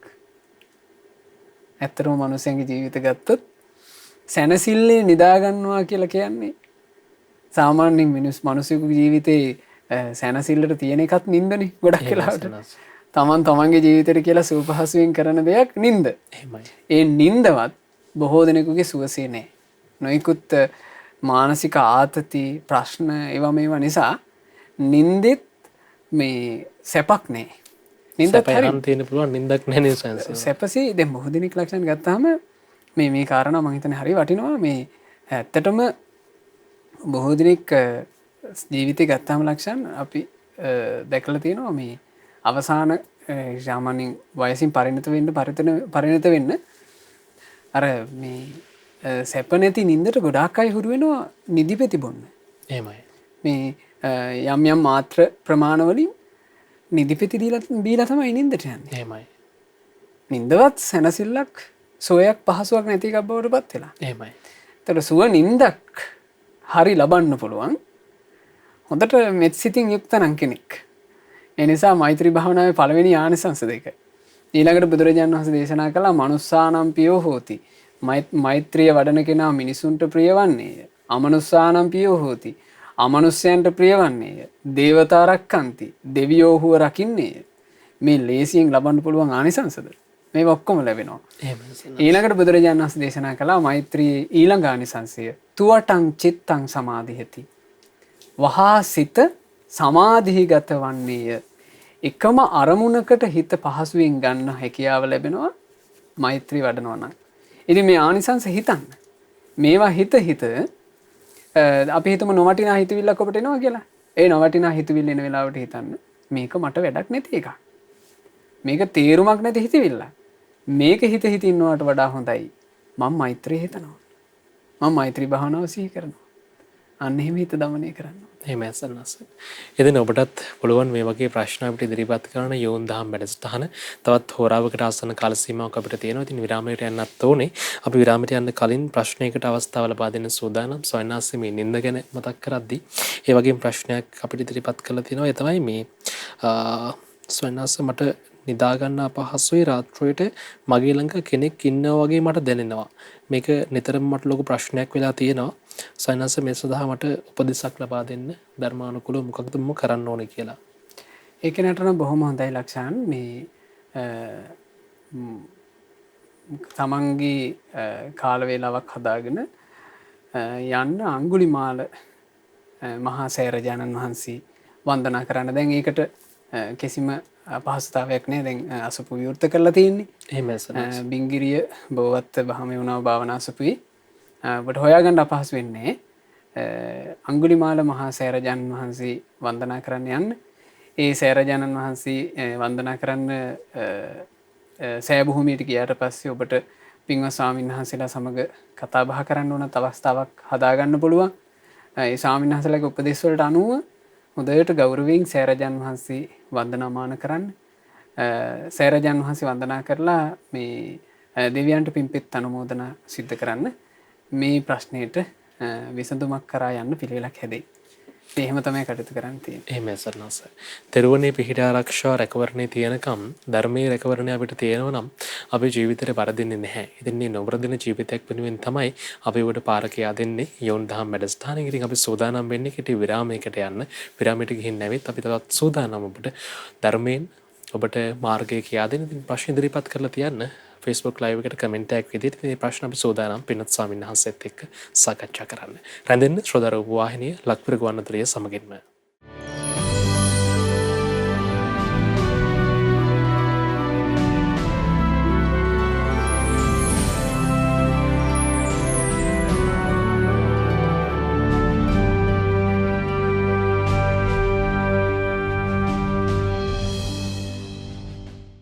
විරාමෙන් අනතුරුව අපි නැවතත් එකතු වන්නේ යොවුන් දහම් වැඩසටහනත් එක්ක ශ්‍රද්ධා රූපවාහිනිය ඔස්සේ වගේම ලක්පිර ගුවන්විදුලිය ඔස්සේ ශ්‍රද්ධා අන්තර්ජාල අවකාශය ඔස්සේ වැඩසටහන් නරඹන අද දවසේදී ශ්‍රවණය කරන්න අවස්ථාව ලබා දෙන්නේ මාර්තු මාසයේ 30 වන දින 23 වන ජන්මදිනයේ යෙදුණු සසිඳු කොඩිපිලි පුතණුවන්ට සහ මාර්තු මාසයේ 31 වන දින ජන්මදිනයේ යෙදුණු උපුල් කොඩිපිලි ස්වාමිපුරුෂයාට නිදුක් නිරෝගී සුවපත් භාවයේ සහ දීර්ඝායුෂ ප්‍රාර්ථනා කිරීම පිණිස පවුලේ පින්වන්ත හැමදෙනා විසින් තමයි දායකත්වය ලබා දෙන්නේ. ඔබටත් පුළුවන් ඉදිරි දවසක දායකත්වය එකතු කරන්න. ඒ ගැන විස්තර දැනගන්න කතා කරන්න මේ දුරකථන අංකයට 071 232 88 87ට 071 232 88 කතා කරලා ඔබට පුළුවන් වැඩි විස්තර තොරතුරු දැනගන්න. සයන්ස් අපි මේ ප්‍රශ්න ගොඩකට උත්තර දුන්නා. ඊට කලිනුත් අපි දැනුත් සූදානම් මේ විදිහටම තරුණ ඔබේ ප්‍රශ්න වලට ඉඩක් ලබා දෙන්න. අතරම මේ ඔබේ ජීවිතේ වරද්ද ගන්න නැතිව ජීවිතේ හරිමකට පාරක යාදෙන එක තමයි හැමදාමත් යොවුන් දහම් වැඩසටහනේ අපේ පින්වත් ස්වාමින් වහන්සේගෙත් ශ්‍රද්ධා මාධ්‍යාලයේත් එකම බලාපොරොත්තු වෙදී මේ වෙනුවෙන් තමයි මේ අවස්ථාව ලබා දෙන්නේ. Facebook live එකට කමෙන්ට් කරන ඔබේ ප්‍රශ්න තියෙන මේ ප්‍රශ්න වලට අපි පිළිතුරක් ලබා දෙන්න සූදානම්ෙන් ඉන්නවා. ස්වාමීන් වහන්සේ අපිට ප්‍රශ්නයක් යොමු කරලා තියෙනවා. අම්මගේ වයස අවුරුදු 73යි කියලා කියනවා ස්වාමීන් වහන්සේ. ගොඩාක් ධාර්මිකව කටයුතු කරපු අම්ම කෙනෙක්. ඒත් ස්වාමීන් වහන්සේ දැන් වයසට යන්න අම්මට අමතක වෙලා කියනවා ස්වාමීන් වහන්සේ අඩුම ධර්මයේ හැසිරුණු කෙනෙක්ද කියන කාරණාවවත් කියන්නේ ජීවිතේ මරණයට ගොඩාක් බය වෙලා මැරෙන්න බැහැ කියලා කියනවා ස්වාමීන් වහන්සේ. ඒ වගේ තැනකට ඇවිත් කියනවා තමයි ඒ අම්මගේ හිත. ඉන් ස්වාමීන් වහන්සේ මේ අම්මට කොහොමද ධාර්මික රැකවරණයක් ලබා දෙන්නේ කියලායි දරුවෙක් අපෙන් අහන්නේ ස්වාමීන් වහන්සේ.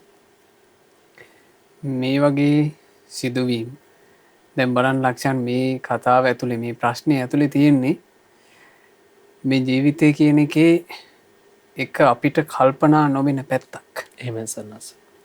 බලන්න ජීවිත අපි මෙහෙම දැන් ඇත්තටම මේ වැඩසටහනට ගොඩක් සම්බන්ධ වෙනවා තරුණ වයසේ යෞවන වයසේ ඉන්න දූ දරුවෝ. එහෙමයි. ඉතින් අපි හැමදෙනාගේ ජීවිතේ අපි මේ ටික ටික ගත කර යන්නේ අනුක්‍රමිකව මේ වගේ තැනකට. එහෙමයි සන්නස්. අපි උරුම කරගෙන ඉන්නේ ලක්ෂණ කයක් මේ කයට භාග්‍යතුන් වහන්සේ වදාලා රෝග නිද්දම් පබංගුරන්. රෝග නම් වූ බිජුවටේ දැමීමට සැකසූ කූඩුවයි මේ සිරුර කියලා. රෝග කියන බිත්තරේ දාන්න හදාපු කූඩුවක් වගේ මේ ශරීරේ. යන්තාක් ලෙඩ රෝගියෝ හැදෙනවද? සියලු ලෙඩ රෝග මේ කයටයි වැළඳෙන්නේ. ඉතින් ඒ ලෙඩ රෝග අතරේම තියෙන මේ ඇතැම් ලෙඩ රෝග තියෙනවා ලක්ෂණ වයෝවෘද්ධ කෙනෙකුට දරා ගන්න බැරි. සමහර ලාවට කය ලෙඩ වුණාම කයට එන බලවත් වේදනාව හින්දා වයෝවෘද්ධ කෙනෙකුගේ මානසික ස්වභාවය පවා විකෘති වෙන ලෙඩ තියෙනවා. එහෙමයි. එහෙම තමයි මේ ජීවිතේ අපිට මේ උරුම කරගත්ත ශරීරය මේ උරුම කරගත්ත ජීවිතේ අපිට මුහුණ දෙන්න සිද්ධ වෙන්නේ. එහෙමයි. ඊළඟට ඇතැම් මානසික මට්ටම් තියෙනවා ලක්ෂණ. දැන් මනස කියලා කියන්නේ කර්මානුරූප සාධකයන්නේ. බුදුරජාණන් වහන්සේ දේශනා කරනවා කම්ම සූත්‍රයේදී චක්කුම් භික්කවේ පුරාණ කම්මං මහණෙනි ඇස යනු පැරණි කර්මයයි.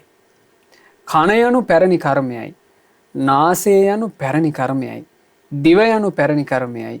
කය යනු පැරණි කර්මයයි. මනස යනු පැරණි කර්මයයි. කර්මානුරූපව අරගෙන ආපු හයක්.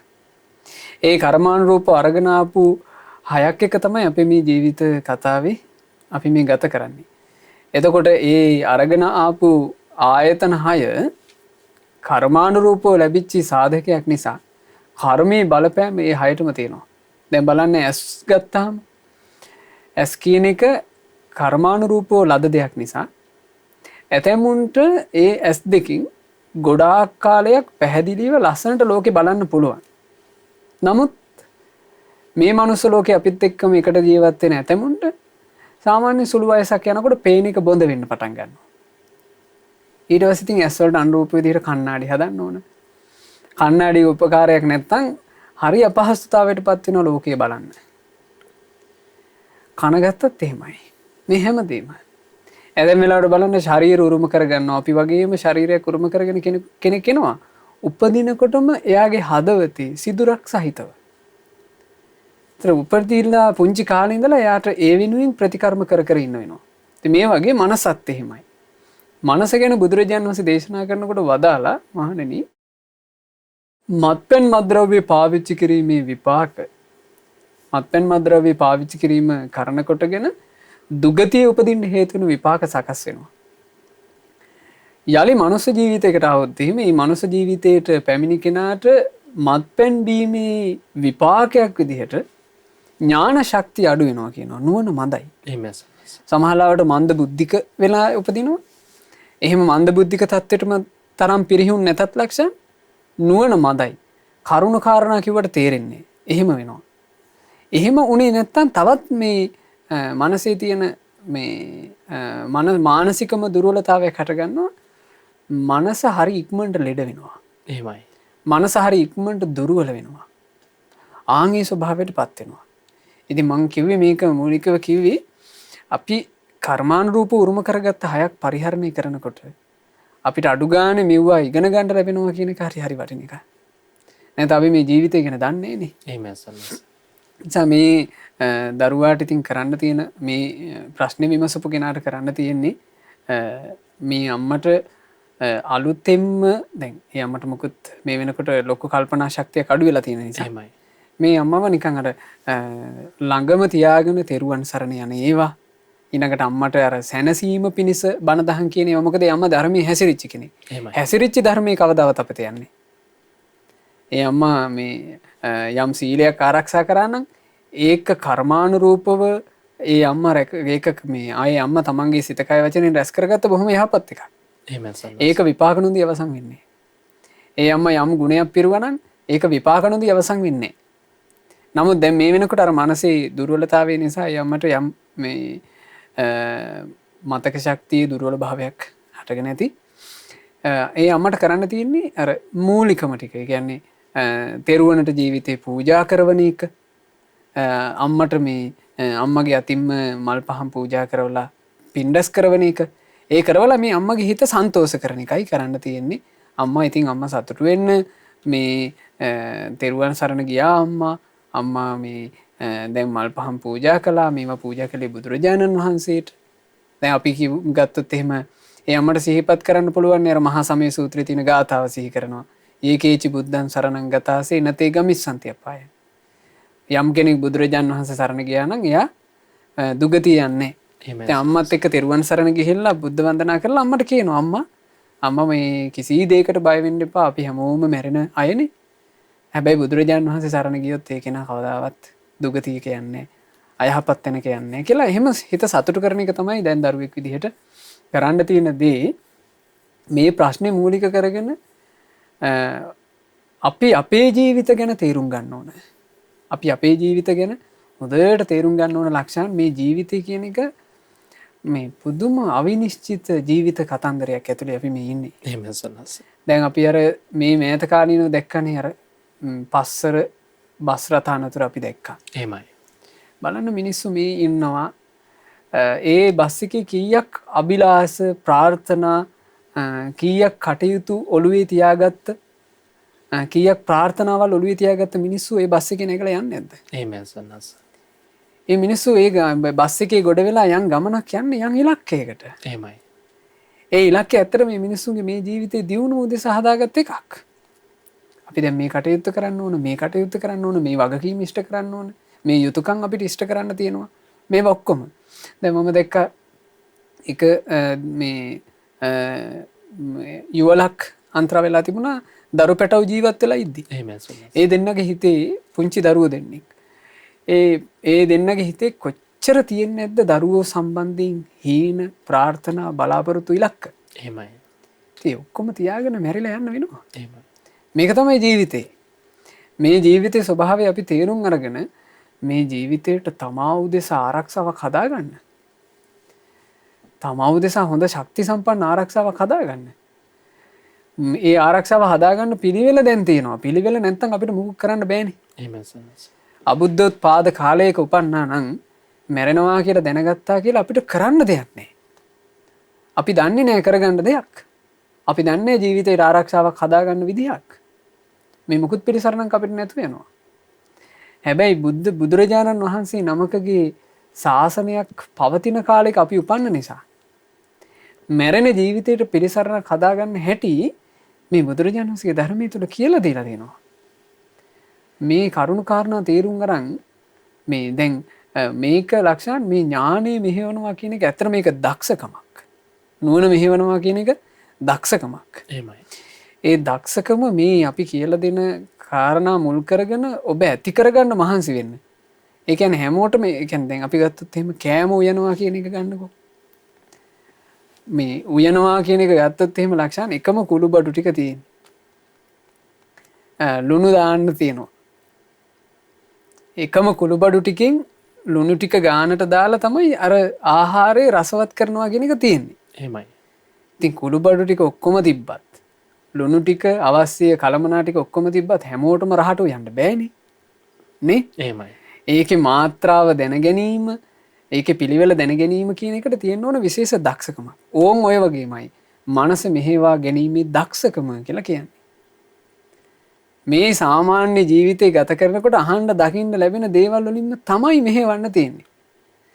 අපේ ශාස්ත්‍රඥ වහන්සේ ගත්තොත් එහෙම බුදුරජාණන් වහන්සේට ජීවිතේටම බෝසතාණන් වහන්සේට දෙවියන්ගේ උපකාරයෙන් දකින්න ලැබුණා එකම එක වයසට ගියපු මිනිස්සෙක්. නාකි වෙච්ච මිනිස්සු ගොඩේ ඉන්න මිනිස්සයන්ට ජීවිතය ගැන තේරුම් ගන්න බැරුව ඉන්නවා. බෝසතාණන් වහන්සේ එකම එක වයසට ගියපු මිනිස්සයා දැකලා ජීවිතය ගැන තේරුම් ගත්තනේ. ජීවිතය ගැන හිතන්න පටන් ගත්තනේ. ආන් ඒකයි මම කිව්වේ මනස මෙහෙව ගන්නවා කියලා කියන්නේ වෙනම දක්ෂකමක්. ඒ නිසා ඔබ දක්ෂ වෙන්න යවුන් වයසේ ඉන්න අය විදිහට ජීවිතය ගැන මේ කරුණු කාරණා අහනකොට හොඳට පුළුල් හිතන්න. අපි උනත් උරුම කරගෙන ඉන්නේ මෙහෙම ජීවිතයක් නේද කියලා. මේ අවුරුදු 60 70 80 වෙච්ච අම්මලා තාත්තලා කියලා කියන්නේ අපේ වයස් පහු කරගෙන ගියපු අය. අපි වගේම තරුණ කාලයක්, අපි වගේම කණ්ණාඩියෙන් මූණ බල බල ඉන්න කාලයක්, අපි වගේම සැරසෙන කාලයක්, ගේ ඇතුළටත් සෙරෙප්පු දාගෙන ඉන්න කාලයක් තිබුණා ඒ අයටත්. ලස්සනට කැමති කාලයක්. නමුත් ඒ අය ඔක්කොම දැන් වයෝවෘද්ධ වෙලා. ඉතින් අපි වයෝවෘද්ධ වෙන්නේ නැතුව අපි නවත්ත ගන්නද? අපිටත් මේ ටික වෙනවා.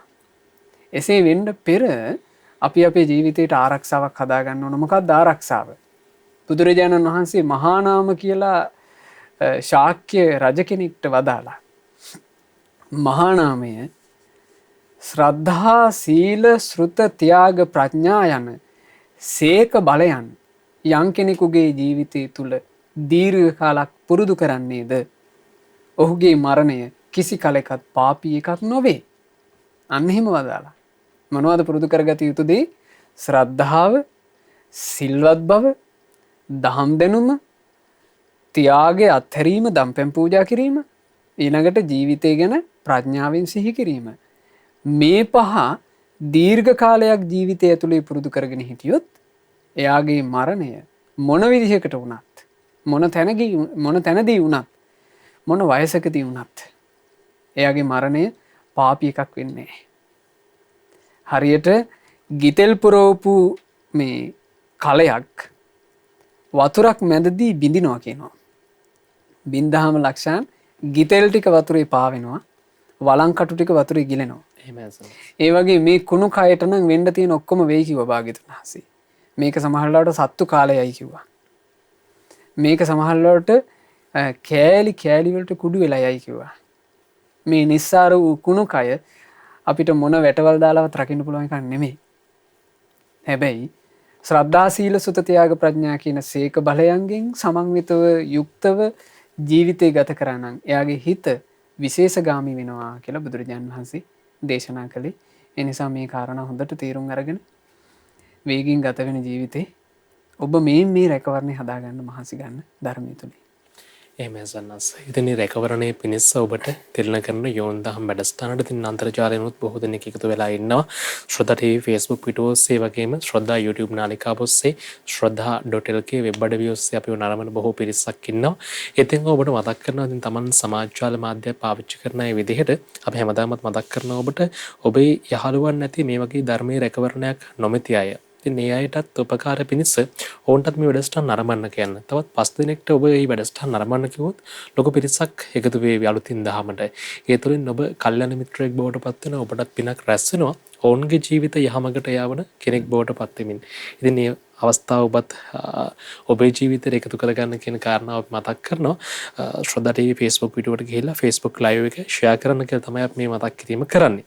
ඉතින් සොයනාස ප්‍රශ්න ගොඩක් තියෙනවා. තව අපිට යමු වුණු සොයනාස ප්‍රශ්නයකට අපි අවස්ථාවක් ලබා දෙනවා. විජිත කියලා කෙනෙක් ප්‍රශ්නයක් යොමු කරලා තියෙනවා සොයනාස. මගේ ගැටලුව මම ධාර්මිකව උපයන මුදල් යොදවලා වෙන අයෙක්ට කියලා පින්දහම් කටයුතු කරවීමෙන් මාහට ඒ පින්වල ආනිසංස ලැබෙනවාද? මාදේ කටයුතු වල කොටස්කරුවෙකු වන්නේහුද කියන කාරණාව කරුණාවෙන් පහදා දෙන්න කියලා සොයනාස විජිත අපෙන් ඉල්ලීමක් කරන්නේ. කෙනෙකුට එහෙම අවස්ථා යෙදෙන්න පුළුවන්. ඒ කියන්නේ අපි හිතමු දැන් විදේශ රටවල් වල ඉන්න මේ පින්වතුන්ලා ඉන්නවනේ ලක්ෂණ. ඒ අයට දැන් මෙහි ඉදි වෙන සෑයකට මෙහි සංඝයා උදෙසා ඉදි වෙන කුටි සේනාසනයකට මේ වගේ දෙයකට ඇවිල්ලා සහ සම්බන්ධ වෙන්න හැකියාවක් නැහැ. ඒකේනා දුර ඉඳලා වුණත් ඒ පින්කමට තමන්ගේ අද්දකින් දායක වෙනවා වගේ තව කෙනෙකුගේ මාර්ගෙන් අපි හිතමු හිතවතෙකුට අයියා කෙනෙක් මල්ලිට මුදල් ලැබනවා. මුදල් ලැබලා කියනවා මල්ලි මේ මගේ නමින් මේ ධනය අරගෙන ගිහිල්ලා දියුණු දෙසා පූජා කරන්න. සෑය හැදෙන කටයුතුට පූජා කරන්න. එයා ආධ්‍යාත්මයෙන් ලබන්න ඕන තමන් සතුටක්. තමන් සතුටක් ලබන්න ඕන මෙසේ පිනක් මා කරගත්තා කියලා. පින සම්බන්ධයෙන් අපි සතුටු විය යුත්තේ මේ විදිහට. ඒක හොඳ කාරණාවක් මේ විමසපු කාරණාව. පින සම්බන්ධයෙන් හැමතිස්සෙම සතුටු වෙන්න තමන් කරගත්ත දෙයක් කියලා. ඒක අර එහෙම කල්පනා කරොත් එහෙම හැමතිස්සෙම අපි ළඟ අපි රැස් කරගත්ත පින් ගොඩාක් තියෙනවා. අපි හිතමු පිට රටක ඉන්න කෙනෙක් ඔන්න අඟුලිමාල මහා සෑරජන් වහන්සේ හැදෙන කාලේ ඒ සෑරජන් වහන්සේට සෑරජන් වහන්සේගේ දියුණුව වෙනුවෙන් සෑරජන් වහන්සේගේ ඉදිකිරීම කටයුතු වෙනුවෙන් යම් ධන පරිත්‍යාගයක් කරා කියලා හිතමු ලක්ෂණ. ඒ ධන පරිත්‍යාගය කරපු කෙනාට හිත සන්තෝෂ කරගන්න ඕන මම අඟුලිමාල මහා සෑරජානන් වහන්සේ ඉදිවෙද්දී සෑරජුන්ට උපස්ථාන කොට මං පිනක් රැස් කරගත්තා. ඒ සෑරජුන්ට කරපු උපස්ථානය කුමක්ද? සෑරජුන්ගේ ඉදිකිරීම සුවසේ පහසුවෙන් කරගෙන යාම පිණිස තමන් සන්තක ධනය පරිත්‍යාග කළා. එතකොට එහෙම හිත සතුටු කරගන්න ඕන. මේකේ තමන්ගේ හිත මෙහෙවා ගැනීමේ හැකියාව ගොඩාක් උපකාරී වෙනවා පිනෙන් සතුට උපද්ද ගන්න. ඒ නිසා මේ කෙනෙකුට දැන් ඒ කාලේ ගත්තොත් ලක්ෂණ මෙහෙම තියෙනවා. දැන් ගොඩාක් අවස්ථා තියෙනවා මේ භික්ෂුන් වහන්සේලා ගිලන් වෙච්ච අවස්ථාවල ඒ ස්වාමීන් වහන්සේලා තව සහෝදර ස්වාමීන් වහන්සේ නමක්ව බුදුරජාන් වහන්සේ සමීපයට එවනවා. එවලා කියනවා ආයෂ්මතුනි මගේ නමින් බුදුරජාණන් වහන්සේගේ පාකමල් යුග වඳින්න. ස්වාමීනි අසවල් භික්ෂුව මේ බුදුරජුන්ගේ පාද වන්දනා කරන්නේ. එතකොට බුදුරජාණන් වහන්සේ ළඟට එයාට ඉන්න පුළුවන් කමක් නැහැ ගිලන්නේලා. එහෙමයි සනස්. එතකොට ඒ වෙනුවට එවනවා මේ දූතෙක් එහෙම නැත්නම් වෙනත් භික්ෂුවක් සහෝදර භික්ෂුවක් එවනවා. එවලා කියනවා මගේ නමින් සම්බුදුරජුන්ගේ පාකමල් යුග වඳින්න. ඒ ස්වාමීන් වහන්සේම පාකමල් යුග වැන්දා වගේ තමයි. ඉතින් ඒ වගේ වර්තමානයේ අපිට පින් රැස් කරගන්න පුළුවන්. එහෙමයි සනස්. ඒත් එක්කම සනස් ප්‍රශ්නයක් යොමු වෙලා තියෙනවා. ඒ ප්‍රශ්නෙත් ඒකටම සම්බන්ධ කාරණාවක් තමයි අහන්නේ. තමන් ශ්‍රද්ධාවෙන් යුතුව සිදු කරපු පරිත්‍යාගයක් තවත් කෙනෙක්ගේ අතින් දෙද්දී එතකොට සොයනස් අහලා තියෙන්නේ ඒ කෙනා එච්චර කැමැත්තකින් නෙමෙයි කියන ඔය දානෙ දුන්නේ. කියන්නේ තමන්ගේ මුදලක් වේදම් නොවුනත් ඔහු කැමැත්තකින් නෙමෙයි කියන ඔය දානෙ ලබා දුන්නේ. එතකොට ඒ තුලින් අග්‍රඵල ලැබෙයිවිද ඒ ගැන කනගාටුවකින් තමයි පසුතැවීමකින් තමයි අපෙන් ප්‍රශ්නේ අහලා තියෙන්නේ ස්වාමීන් වහන්සේ. ඔව් ඒක චේතනාවත් එක්ක සම්බන්ධ එකක්. එහෙමයි. දැන් තමන් මේ පින්කමට දායක වුණේ යම් හිතේ සන්තෝෂයකින් ප්‍රසාදයකින් බලවත් ආසාවකින් නම් ඒකේ පින තමන්ටයි. ඒකට යම් කෙනෙක් නිගරු කළා නම් ඒකට යම් කෙනෙක් අකමැත්තක් අප්‍රසාදයක් පළ කළා නම් එය ඔහුටයි. එය අනිත් කෙනාට සම්බන්ධයක් වෙන්නේ නැහැ. ඕකට හරි ලස්සන සිදුවීමක් වුණා ලක්ෂානේ මේක සිද්ධ වුණේ මේක තියෙනවා පේතවත්තුවේ මට මතක විදිහට අංකුර පේතවස්තුවේ මේ සිදුවීම තියෙන. ඔය අංකුරය කියලා කියන්නේ ගැල් වෙළඳාම් කරපු කෙනෙක්. එහෙමයි. කරත්ත වලින් කාන්තාරයෙන් එතරට ගිහිල්ලා තමන්ගේ වටිනා වස්තුව විකුණලා හම්බ කරන කෙනෙක්. මෙයා මේ වෙළඳාම් කරලා එනකොට කාන්තාරයේදී අතරමං වුණා. අතරමං වුණාම එක්කෙනෙක් උදව් කළා. ඒ උදව් කළේ මේ අපි ඒගොල්ලන්ට කියනවා මේ භූමස්ත දෙවිවරු. එහෙම නැත්නම් ඒක ඇත්තටම ඒ උදව් කරපු කෙනා මේ කාන්තාරයේ හිටපු කාන්තාරයේ ඒ ප්‍රදේශයට අධිපති වෙලා හිටපු දේව පුත්‍රයෙක්. එහෙමයි සන්නස්. මේ දෙවියා මේ අංකුර ඇතුළු මහ පිරිසක් හිටියා. මේ පිරිස ළඟට ඇවිල්ලා මේ පිරිසට ආහාර පාන මවලා දුන්නා. ඒ දෙවියන්ගේ අනුභවයෙන්. ඒ මැව්වේ ලක්ෂාන් දකුණු අතින්. එහෙමයි. දකුණු අතින් මෙහෙම මේ ආහාර පාන භෝජන හිතේ හැටියට මෙව්වා. ඒ අත සම්පූර්ණයෙන් රත්තරන් පාටයි කියනවා. එතකොට මේ අංකුර අහනවා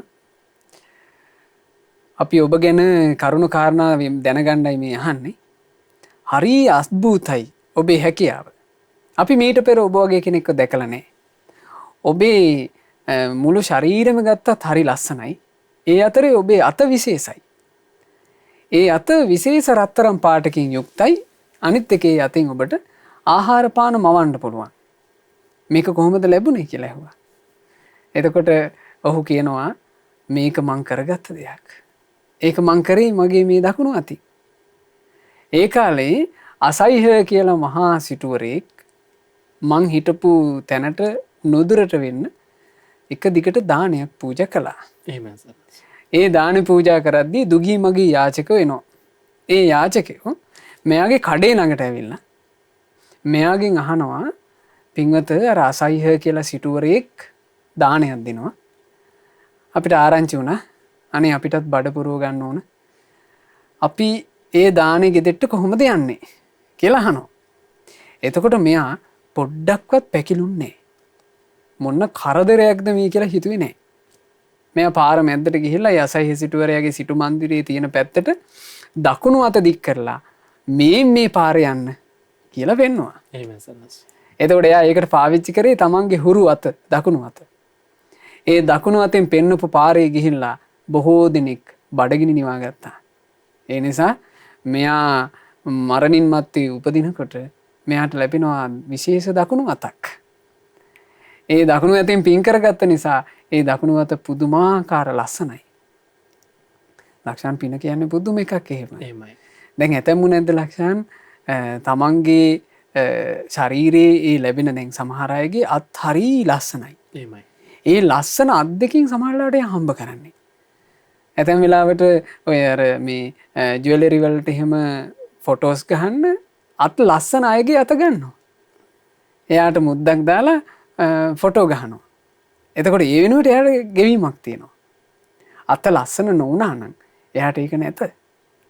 එතකොට ඒ අත ලස්සන වෙන්නේ එයා සසරේ මොකක්කෝ ලස්සන පිනක් මේ අතෙන් කරලා. එහෙමයි සන්නස්. ඒ නිසා මේවා අහනකොට පින ගැන තේරුම් ගන්න ඕන. අර මේ දේවපුත්‍රයා කියනවා මං පෙන්නපු පාරේ ගිහිල්ලා බඩගිනි නිවාගත්ත නිසා මගේ මුළු ජීවිතේම කුසගිනි සියල්ල නිවා ගන්න මට මේ අත ඇති. එයාට ඕන දෙයක් අතින් මවලා අනුභව කරන්න පුළුවන්. හරි ආශ්චර්යයි පින කියන එක. එතකොට ඔය සිද්ධිය වෙලා වැඩි දුරක් නෑ අංකුර මේ රජුරු තව ටික දුරක් යනකොට වකුටු ගැහිච්ච ඇඹරිච්ච ප්‍රේතෙක් දකින්න ලැබුණා. ඒ කාන්තාරේ මැද්දෙම. බොහෝම කැතයි කියනවා. එහෙමයි. එතකොට අංකුර රජුරු ඇහුවා මේ ඔහේ මොකෝ මේ වකුටු වෙලා ඇද වෙලා මූණ විරූපී වෙලා කිව්වා. ඉතින් මං කරගත්තා තමයි කිව්වා. මොකද්ද කියලා අහනවා කරගත්තේ. අසයිහ කියලා සිටුවරයෙක් දානයක් දුන්නා කියනවා. බලන්න මේ සිද්ධිය ඔක්කොම දෙකම එකම තැනක. අසයිහ කියලා සිටුවරයෙක් දානයක් දුන්නා කියනවා. ඔය දානේ දෙද්දී දානේ භාරව හිටපු දානේ කටයුතු භාරව හිටපු අමාත්‍යයා කියනවා මේ. එහෙමයි සන්නස්. හිඟන්නු එනවනේ විරූපී හිඟන්නු. එහෙමයි. බොහොම දුගී මගී අය. ඒ ආපුවම ඒ දුගියන්ව දකිනකොට වැහැරිච්ච මිනිස්සු දකිනකොට මේ මිනිසයා මූණ පුලුටු කරගෙන අහක බලලා තියෙනවා. ඒ අයව නිකන් මේ ඒ අය දකිනකොට පිළිකුල මූණින් පෙන්නලා තියෙනවා මූණ වකුටු කරගෙන. අර දකින්න අකමැති බව. එතකොට දානේ කටයුතු භාරව හිටපු කෙනා එතන ඉඳලා වැඩ වරද්දගෙන වකුටු වෙච්චි පෙරේතෙක් වුණා. හැබැයි ඒ දාන ගෙදරට ටිකක් ඈතින් හිටපු කෙනා ඒ දානේ සතුටින් අනුමෝදන් වෙලා අනිත් අයට දාණයට මඟ පෙන්වලා තමන්ගේ ජීවිතයට ලස්සන පිනක් එකතු කරගත්තා. ඒ නිසා මේක මෙහෙම තේරුම් අරගන්න. තේරුම් අරගෙන තමන්ගේ ජීවිතයට හොඳ ලස්සන හිතකින් පිරිසිදු හිතකින් මේ ගත වෙන ජීවිතේ ලස්සන පින් කරගන්න මහන්සි වෙන්න. ඒක අපේ ජීවිතේට විශාල රැකවරණයක්. එහෙමයි සනස්. මට දැන් මතක් වුණේ සනස් අර මේ දාන දෙන තැනකට අත දික් කළ පෙන්නලානේ. ඉතින් අපි මේ වැඩසටහන වගේ තව කෙනෙක්ට බලන්න කිව්වොත් සනස් ඒකිනුත් ලොකු රැකවරණයක් ලැබෙන්නේ නේද සනස්? ඇත්තෙන්ම ධර්ම දාණය. එහෙමයි. ධර්මයේ දන් දීම කියන එක ධර්මයේ කියලා කියන්නේ ලක්ෂණ ජීවිතයක සියලු ගිනි නිවන දෙන්නේ. බලන්න මහා ධනවත් මිනිස්සු ස්වාමීන් වහන්සේලා හම්බ වෙන්න ඇවිල්ලා අඬ කතා කරනවා. ඒ අඬ කතා කරන මිනිස්සු අපිත් එක්ක දහම් කතා කරාට පස්සේ හිනෙහි යනවා. ධනෙන් ලබන්න බැරි සැපය ධර්මයෙන් ලබනවා. එහෙමයි. ධනෙන් ලබන්න බැරි රැකවරණ ධර්මයෙන් ලබනවා.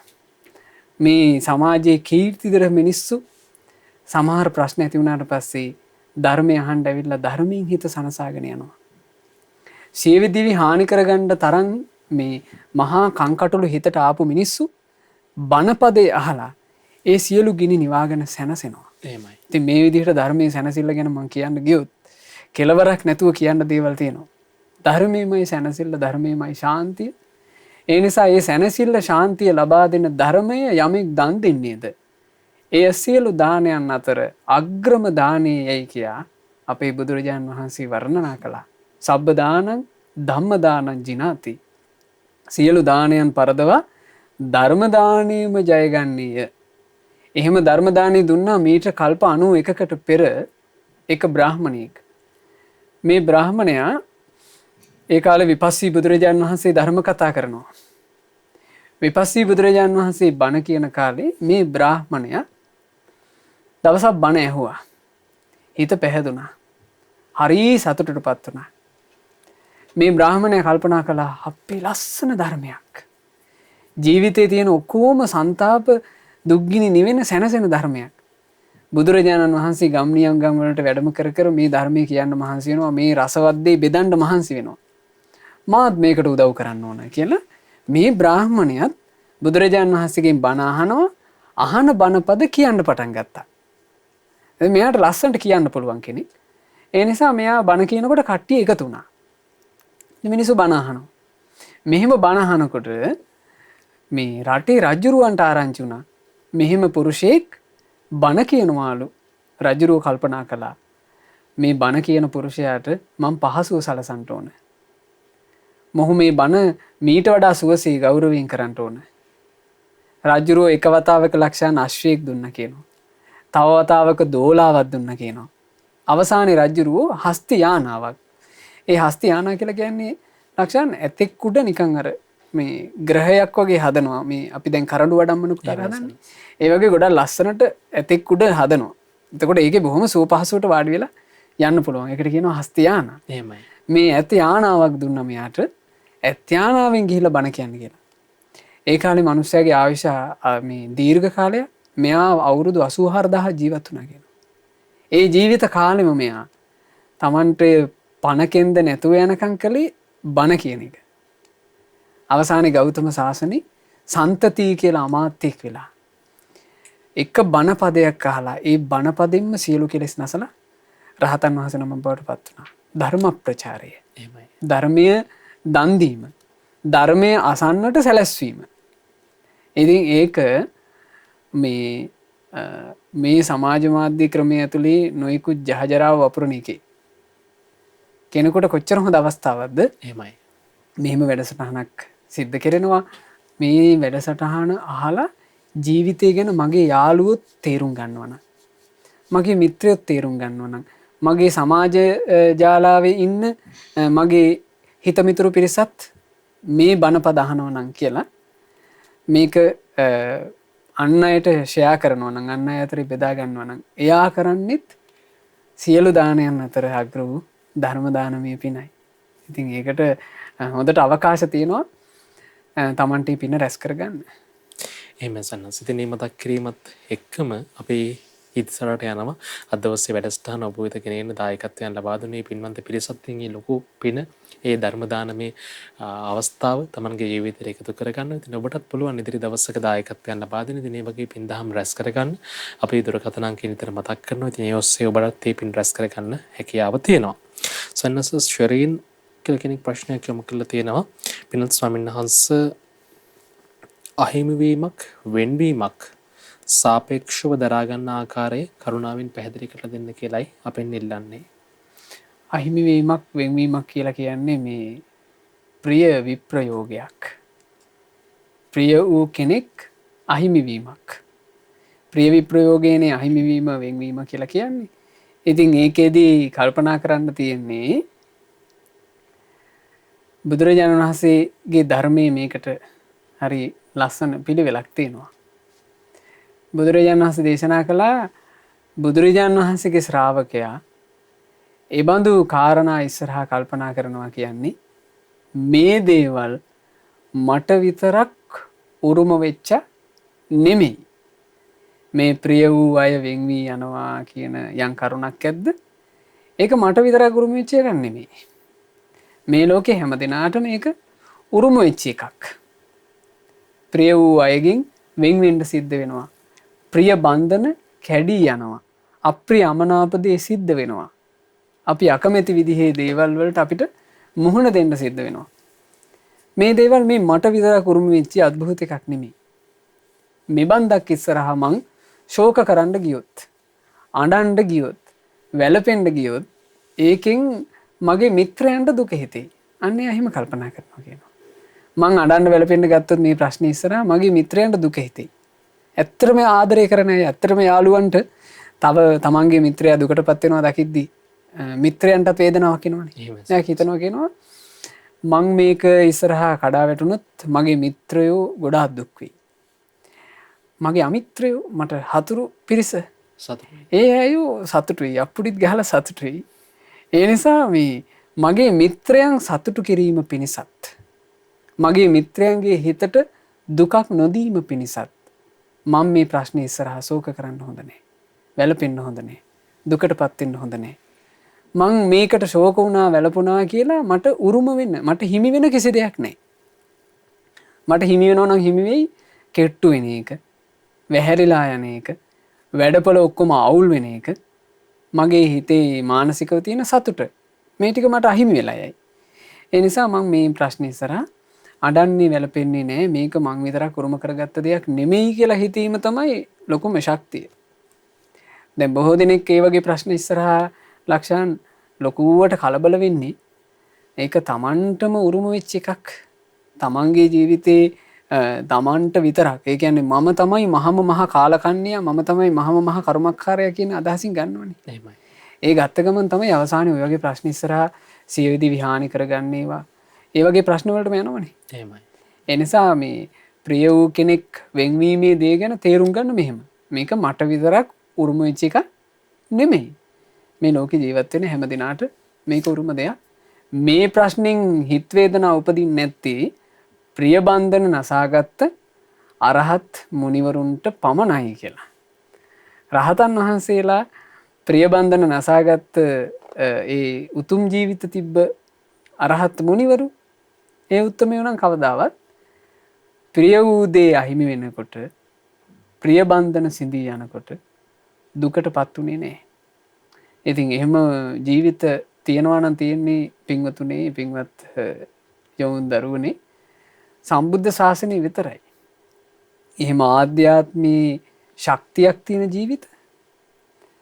බාහිර ජීවිත ගත්තොත් එහෙම ප්‍රිය වූ දෙයක් අහිමි වෙනකොට එයා එක්කෝ සියදි විහානි කරගන්න තැනට වැටෙනවා, එක්කෝ අඬන දොඩන තැනට වැටෙනවා, එක්කෝ මේ එයා ඒකට විකල්පයක් විදිහට මත්පැන් මද්ද්‍රව්‍ය පාවිච්චි කරන්න පටන් ගන්නවා. මේ වගේ নানা ප්‍රකාර දේවල්. නමුත් ලෝක ස්වභාවය කල්පනා කරලා හයියකින් ඉන්නවා නම් ඉන්නේ හරියට ධර්මයක් දැනගත්ත කෙනා ජීවිතය ගැන පරිණත දැක්මක් තියෙන කෙනා. ඒ නිසා අපි අපේ ජීවිතයට මේ වගේ අර්බුද එනකොට අපි තව සමීප වෙන්න ඕන ධර්මයටම. නුවණැත්තෝ ඇසුරු කිරීමට. නුවණැති උත්තමයන් ඇසුරු කරන එකට දහම් පද අහන එකට තමයි සමීප වෙන්න ඕනේ. අපේ ජීවිතයට කංකටොළු කරදර පීඩා එනකොට. එහෙම සන්ස් ඔබ එකතු වෙලා ඉන්නේ යෝන් දහම් වැඩසටහනත් එක්ක ශ්‍රද්ධා රූප වාහිනිය ලක්වර ගුවන්විදුලිය ශ්‍රද්ධාන්තර්ජාල අවකාශය ඔස්සේ ඉතින් හැමදාමත් සෙනසුරාදා සවස් 1 ඉඳන් මේ වැඩසටහන අපි ඔබ වෙත අරන් එන්නේ ඔබේ විශේෂයෙන්ම තරුණ දුවදරුවන්ගේ යහපත පිණිස. ඉතින් ඒ නිසා මේ වැඩසටහනට ඔබේ දරුවන්වත් යොමු කරලා අම්මලා තාත්තලා විදිහට හැමදාම සතුටුවෙන් ජීවත් වෙන්න අවස්ථාවක් ඔබත් උදා කරගන්න කියලා අපි ඔබට මතක් කරනවා. මොකද අම්මලා තාත්තලා ගොඩක් දුක් වෙනවා සයින්නා සමහර ලාවට තමන්ගේ දරුවන් ගැන කතා කරලා. ඉතින් මේ අම්මලා තාත්තලාට මට හිතෙන්නේ මේ තරුණ කාලෙම ජීවිතේ දරුවන්ට යෝන් වයසට පිවිසෙද්දිම මේ වගේ දේවල්ට යොමු කිරීමෙන් යහපත් දරුවෙක් බවට තමන්ගේ දරුවන් හදාගන්න පුළුවන්කම තියෙනවා. ඉතින් සොයනස් අපිට තවත් ප්‍රශ්න ගොඩක් ලැබිලා තියෙනවා. ඒ ප්‍රශ්න අතරින් අපිට කෙනෙක් යොමු කරලා තියෙනවා සොයනස් ප්‍රශ්නයක්. මේ ප්‍රශ්නෙන් අහලා තියෙන්නේ කල්යාණ මිත්‍රයව නිවැරදිව හඳුනාගන්නේ කොහොමද කියන කාරණාව අපි ස්වයන්ස භක්ති වීරසිරි තමයි ප්‍රශ්නය අපෙන් අහලා තියෙන්නේ. මොකද කල්යාණ මිත්‍රයන් වේශයෙන් පාප මිතුරන් ඉන්නත් පුළුවන් නේද? නිවැරදිව කොහොමද කල්යාණ මිත්‍රයෙක්ව හඳුනාගන්නේ කියලා තමයි ස්වයන්ස අපෙන් අහලා තියෙන්නේ. කල්යාණ මිත්‍රයෙක්ව නිවැරදිව හඳුනගන්නවා කියන එකට නම් ලක්ෂණ. ඒකට අපිට තේරෙන දේ ඒකට ලොකු පින් බලයක් ඕනේ කියලා තමයි.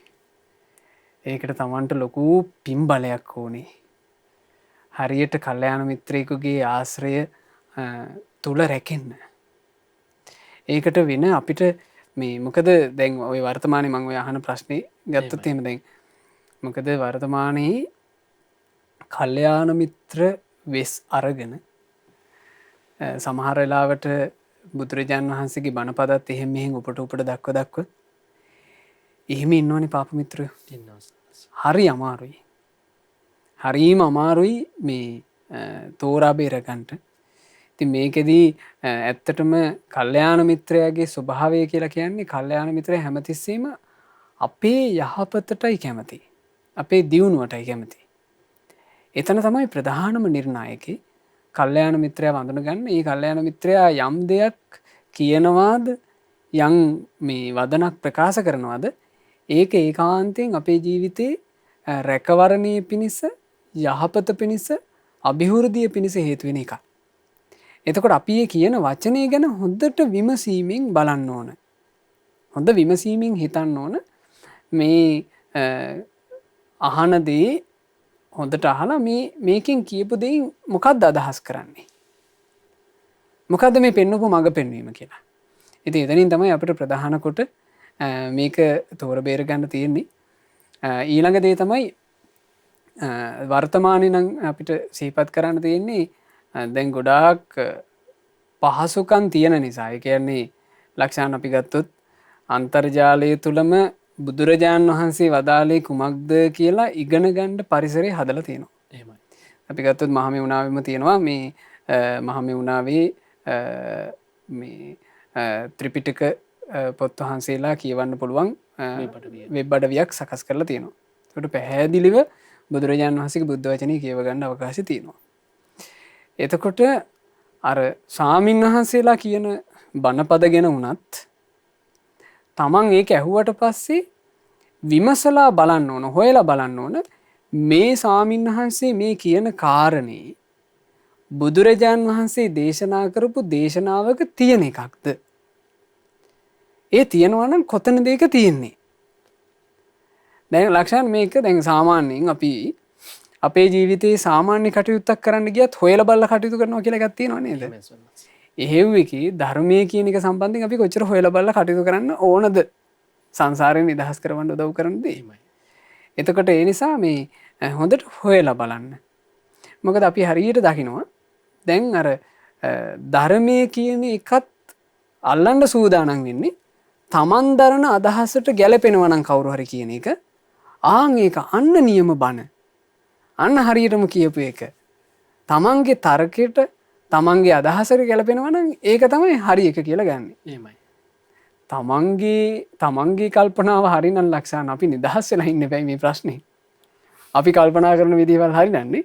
සමාර්ධනයක් සංස කෙනෙ සිල් රකින්න කැමති නැති කෙන සීලේ ඕන් නෑ කියලා කිය බනට කැමති වෙන ඒක කිව්වත් ලක්ෂණන් වර්තමාන ක්‍රමයට අනුව ගලපලා හෙමයි පාමිත්‍ර හෙමනි කරන්නේ හෙමයි වර්තමානය යන රටාවලට ගැලපෙන විදිර කියනවා. හෙමයි කිව්ව ගමන් මේ හිතනවා අන්න බණ අන්න මේ හොඳට තර්කානු කූලව තම වචනත් දානවා මේ විද්‍යාත්මකෝ ගලපලා කිව්වා කියලා.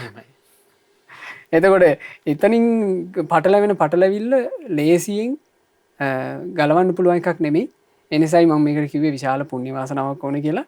බුදුරජාණන් වහන්සේ එක අවස්ථාවක දේශනා කරනවා ලක්ෂාන් මේ ශාසනයට සිද්ධ වෙන විශාල අර්බුදයක් කියනවා.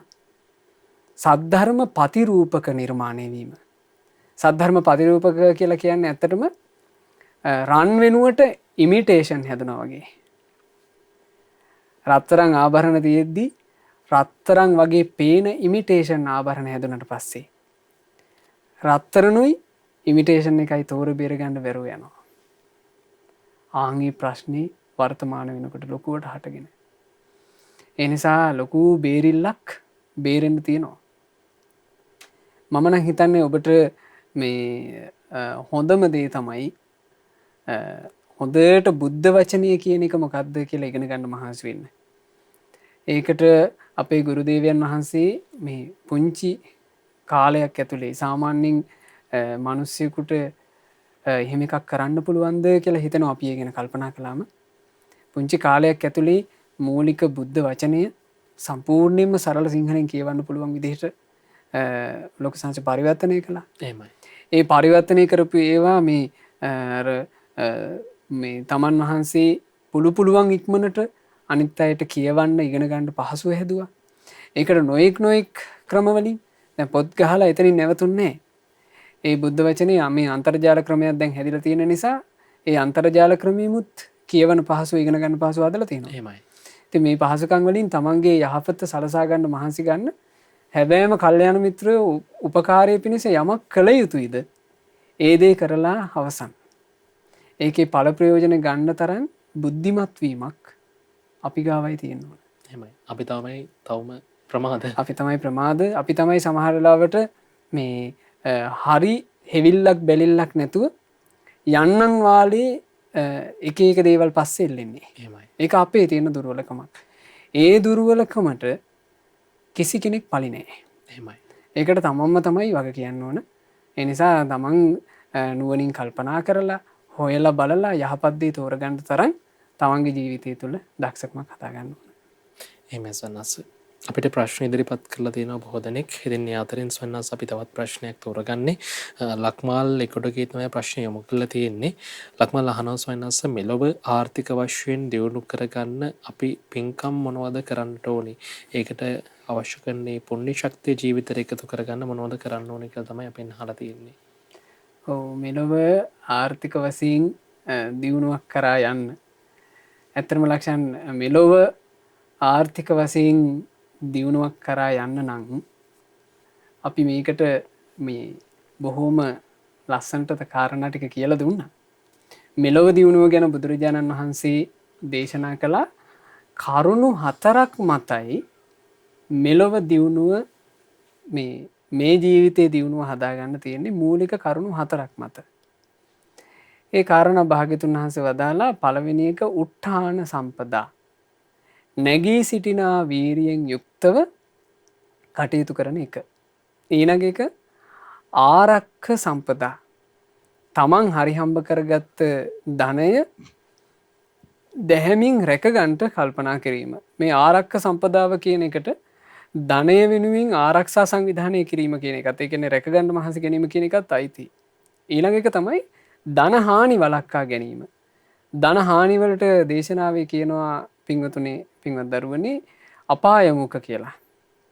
ඒ අපාය මුඛ කියන එක ධන හානියට හේතු වෙනවා. ඒ තමයි මත්පැන් වලට ධූර්ත වීම. ස්ත්‍රීන්ට ධූර්ත වීම, ස්ත්‍රී ලෝල බව, සූදුවට ලොල් වීම. ඊළඟට ලාමක පවිටු මිත්‍රයන්ගේ ආශ්‍රය. මෙන්න මේ දේවල් වලින් වළකිනවා නම් අපි අපේ ධනය හානි වෙන්නේ නැහැ. ඒ ධනය ආරක්ෂා වෙනවා. ඊළඟට බුදුරජාණන් වහන්සේ දේශනා කළා උත්ථාන සම්පදා, ආරක්ෂ සම්පදා, කල්යාණ මිත්‍රතා යහපත් මිත්‍රයෝ ඇසුරු කිරීම. ඊළඟ එක සමජීවී කතා. සමජීවී කතාව කියලා කියන්නේ ආදායමට සරිලන විදිහට වියදම පවත්වා ගන්නට තරම් තමන්ගේ ධනය කළමනාකරණය කරගන්නට දක්ෂ වීම. මූලිකව බුදුරජාණන් වහන්සේ දේශනා කළා හරි හම්බ කරන ධනය කොටස් 4කට බෙදලා ඒ කොටස් 4ක් යටතේ ධනය වියදම් කරන්න කියලා. පළවෙනි කොටස තමයි තමනුත් තමන්ගේ මේ ඥාති සමූහය තමන්ගේ සමීපතම බිරිඳ ඇතුළු දරුවෝ ඇතුළු දෙමව්පිය ඇතුළු මේ සමූහයාගේ යැපීම පිණිස. ඊළඟ එක තමන්ට යෙදෙන යුතුයකම් වගකීම් ආදී දේවල් ඉදිරියේ තමන්ගේ මිත්‍රයන්ට දුර ඥාතීන්ට උදව් කිරීම පිණිස. ඊළඟ කොටස තමන්ගේ ජීවිතයේ දම්පින් ආදියට වෙන් කරන්න ඕන. ඊළඟ කොටස බුදුරජාණන් වහන්සේ වදාලා ඉතුරු කරන්න ඕන. ඉතින් ඔහොම තමයි ධනය ආරක්ෂා කරගන්න තියෙන්නේ. ඒ අතරේ භාග්‍යවතුන් වහන්සේ බොහොම ලස්සන කාරණාවක් වදාලා මේ පින් රැස් කරලා ජීවිතේ දියුණුව පිණිස ආශිර්වාද ලබා ගැනීම කියන එක අපිට හරි ප්‍රයෝජන දෙයක් කියලා. ආශිර්වාදය කියන එක ගුණවතුන්ගේ වැඩිහිටියන්ගේ සහ අන් අයගේ යහපත් ආශිර්වාදය අපේ ජීවිතයට පුදුම උපකාරයක්. බුදුරජාණන් වහන්සේ ඒක දේශනා කරන ලක්ෂණ කෙනෙක් දාඩිය මහන්සියෙන් ධනය හම්බ කරලා ඒ ධනයෙන් මව්පියන්ව පෝෂණය කරනවා නම් මව්පියන්ට අප උපස්ථාන කරනවා නම් තමන්ගේ ධනයෙන් මව්පියෝ හදවතින්ම ආශිර්වාද කරනවා කියනවා. මගේ මේ පුත්‍රයා මගේ දියණිය දියුණු වෙන්න ඕන කියලා. ඒ ආශිර්වාදය එයාගේ ජීවිතයට පුදුමාකාර දියුණුවක් පිණිස හේතු වෙනවා. එයාගේ ජීවිතේ පිරිහෙන්නේ කියලා. එහෙමයි සන්නස්. ඊළඟ එක තමයි තමන් හම්බ කරන ධනයෙන් බිරිඳට දරුවන්ට සහ නිවසේ ඉන්න දැසි දැස්සෝ ආදී ඉන්නවනම් ඒ අයන්ට සත්කාර සම්මාන කිරීම. ඒ අයට මේ ඒ අයගේ පහසුව සලසන්න ඕන. ඒ පහසුව සලසනකොට ඒ අය හදවතින්ම ආශිර්වාද කරනවා කියනවා. හදවතින්ම සතුටු වෙනවා. හදවතින්ම සෙත් පතනවා. දැන් හදවතින් ඉනවා කියන එක සමහරට කටින් කියන්නේ නැති වෙන්න පුළුවන්. ඒක එයාගේ හදවතේ තියෙන ආශිර්වාදය. ඒ හදවතින් එන ආශිර්වාදය අපේ ජීවිතේ දියුණුවට හේතු වෙනවා. කවදාවත් එයා පිරෙන්නේ නැහැ කිව්වා. එතකොට එහෙම ජීවිතයක් උපදව ගන්න නම් පෞල් සංස්ථාවක් ඇතුලේ ඔබ අර කියපේ වගේ වලකින්න ඕන. ඒ කියන්නේ මත්පැන් වලින්, සූදුවෙන් ඊළඟට සල්ලාලකම් වලින් වලකින්න ඕන. පවිතු ලාමක මිත්‍රයෝ ආශ්‍රය කරන එකෙන් වලකින්න ඕන. දැන් අපි ඇතම් ගෙවල් දකින්න ලක්ෂණ ස්වාමි පුරුෂයා බීලා ඉන්නේ. ස්වාමි පුරුෂයා බොන ගෙවල් වල හදවතින් ආසිරි කවර කතාවද? කෙලින්ම වචනයෙන්ම එන්නේ ගැරහිලිමයි. බිරිඳත් ගරහනවා. දරුවෝත් ගරහනවා. දෙමව්පියොත් ගරහනවා. ළඟ සමීප ඥාති ඉන්නවනම් ඒ අයත් ගරහනවා. ඒ ගරහා සමහරවිට මේ කොච්චර ලැජ්ජාවක්ද තාත්තා කෙනෙක් දරුවෙක්ගෙන් මේ වගේ වචනයක් අහනවා නම් අනේ මිමි තාත්තා නිසා අපිට පාරේ බැහැලා යන්න නැහැ කියලා සමහරවිට දරුවන්ට කියන්න වෙනවා. ඒක කොච්චර ලැජ්ජාවට කාරණාවක්ද තාත්තා කෙනෙකුටනේ. එතකොට ඒකට මේ මිනිස්සයා පත් උනේ මත්පැන් මද්ද්‍රව්‍ය නිසා. එක්කෝ වෙනයම් හෝ දුසිරිතක් නිසා. ඒ නිසා මේවා හොඳට තේරුම් අරගෙන එතනදී අපේ ජීවිතය අපි ආරක්ෂා කරගන්න ඕන. එතකොට තමන්ගේ බිරිඳගෙන්, තමන්ගේ දරුවන්ගෙන්, තමන්ගේ දැසිදස්සන්ගෙන් ආශිර්වාද ලැබෙනවා. ඊළඟට බුදුරජාණන් වහන්සේ දේශනා කළා තුන්වෙනි ආශිර්වාදය තමයි කිව්වා තමන්ගේ සමාජයෙන්. තමන් ජීවත් වෙන, තමන් ඇසුරු කරන මිත්‍රයෝ, හිතවතුන්, ගමේ අය මේ අයටත් තමන්ගේ ධනයෙන් අවංකවම පුළුවන් අවස්ථාවේ උදව් කරන්න ඕන. දැන් බලන්න සමහර ගම්වල ඉන්නව නේද ලක්ෂාන් හැම කටයුත්තකටම මැදිහත් වෙලා හොඳට උදව් උපකාර කරලා හැමෝමත් එක්ක සමගියෙන් ඉන්න මිනිස්සු. ඒ මිනිස්සයාට අනිත් මිනිස්සු සාමාන්‍යයෙන් කටකින් උනත් කියනව නේද? "ඒ පුතාට නම් වරදින්න හොඳ නැහැ. එයාට නම් වරදින්න හොඳ නැහැ. එයා නම් දියුණුවක් වෙන්න ඕනේ" කියලා සමහරවිට මිනිස්සුම කියනවා. ඉතින් කටින් කියන මිනිස්සයාගේ හදවතේ කොහොම අදහසක් උපදිනවදනේ? ඒ නිසා ඒ ආශිර්වාදය මේ අනිත් කෙනාගේ දියුණුවට ගොඩාක් උදව් කරනවා. ඒ කියන්නේ මිනිස්සුත් එක්ක සුහද වෙන්න එක හරි ප්‍රයෝජන එකක්. මිනිස්සුත් එක්ක සුහද වේ සුහදතාවය කියලා කියන්නේ දුසිරිතක් ඇසුරු කරගෙන ඇති කරගත්ත සුහදතාවයක් නෙවෙයි. දැන් අපි හිතමු ගමේ බේබදු කල්ලියක් හදාගෙන ඉන්නවා කියලා. ඒක නෙවෙයි මේ කියන්නේ. සුහදතාවය කියලා කියන්නේ මේ මනුස්සයන් කෙරෙහි හොඳට මේ මිත්‍රශීලීව යහපත කැමැතිව කටයුතු කරන කෙනෙක් බවට පත් වෙන්න ඕන. මනුස්සයන්ට වැඩදායී මිනිස්සෙක් බවට පත් වෙලා අපි ජීවත් වෙන්න ඕන. එහෙම අපි ජීවත් වෙනවා නම් ඒක බුදුරජාණන් වහන්සේ වදාලා මිත්තානිසංස සූත්‍රයේදී සක්කත්වා සක්කතෝ හෝති, අන් අයට සත්කාර කොට ඔහු සත්කාර ලබන්නේය. ගරු හෝති සගාර වූ, අන් අයට ගරු කොට ඔහු ගෞරව ලබන්නේය. ලස්සන කාරණා මේවා.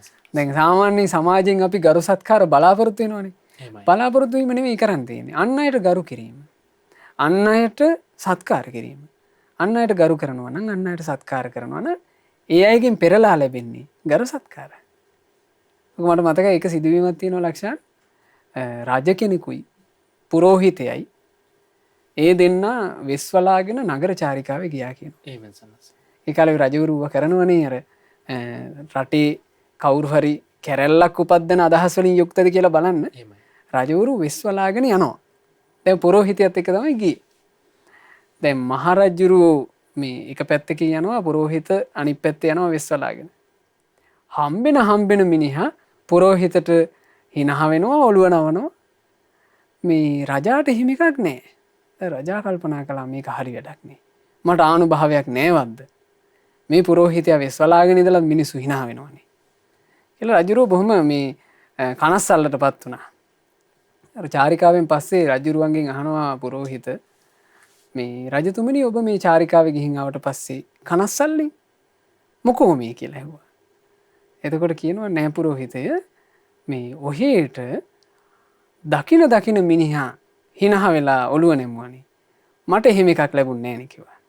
කිව්වා නෑ රජතුමනි, මමයි මුලින් හිනහ වෙලා ඔළුව නැමුවේ. මං හිනහ වෙලා ඔළුව නැමූ නිසා ඒ අයත් මට හිනහ වෙලා ඔළුව නැමූ කිව්වා. හරි ලස්සන කාරණාවක්. ඒ නිසා මේ කරුණ මුල් කරගෙන ජීවිතේ හදාගන්න. ඊළඟට බුදුරජාණන් වහන්සේ වදාළ ලක්ෂණ තව ආශිර්වාද දෙකක්. ඒක තමයි තමන් හොඳට මේ ජීවිතේ පින් රැස් කරලා තමන් දානමාන ආදී පූජා කරලා, සෑ වන්දනා කරලා, මේ ආදී කටයුතු කරලා දෙවිවරු සිහි කරන්න ඕන කිව්වා. ඉෂ්ඨකාමී දෙවිවරු ප්‍රධාන සියලු දෙවියන්ට පින් අනුමෝදන් කිරීම. දෙවියන්ට පින් අනුමෝදන් කරද්දී දෙවිවරුත් ආශිර්වාදනවා කිව්වා. මේ කුල පුත්‍රයා දියුණු වේවා කියලා. එයාටත් කවදාවත් වරදින්නේ නැහැ. ඊළඟට බුදුරජාණන් වහන්සේ වදාලා ශ්‍රමණ බ්‍රාහ්මණයන්ට, භික්ෂූන්ට සත්කාර කිරීම. වර්තමානයේ ගත්තා භික්ෂුන් වහන්සේලාට සත්කාර සම්මාන කිරීම, උපකාර කිරීම, ඒ ස්වාමීන් වහන්සේලා නිරතුරු ඇසුරු කිරීම. මං හිතන්නේ ජීවිතේ දියුණු කරගන්න තියෙන ප්‍රධාන තැනක් ඒක. ස්වාමීන් වහන්සේලා නිරතුරු ඇසුරු කිරීම. එතකොට ස්වාමීන් වහන්සේලා හැමතිස්සෙම දියුණුව පිණිසම ආශිර්වාද කරනවා. දියුණුව පිණිසම අවවාද කරනවා, උදව් කරනවා. ඒ කෙනාට පරිහානියක් වෙන්නේ දියුණුවමයි. ඉතින් ඕන් ওই කටයුතු ටික තමන්ගේ ජීවිතේ ටික සම්පාදනය කරගත්තා නම් ඒකාන්තයෙන් දියුණුව කරා යනවා. ඉතින් ඒකාන්තයෙන් දියුණුව පිණිස බොහෝ කාරණාවන් අද දවසේ අපි සාකච්ඡා කළා. සොයනාස් අවසරයි අද දවසේ ලැබිලා තියෙන කාලය අවසන් වෙනවා. පුණ්‍ය අනුමෝදනාව සිදු කරමු. දැන් අද දවසේ මේ යවුන් දහම් වැඩසටහන සඳහා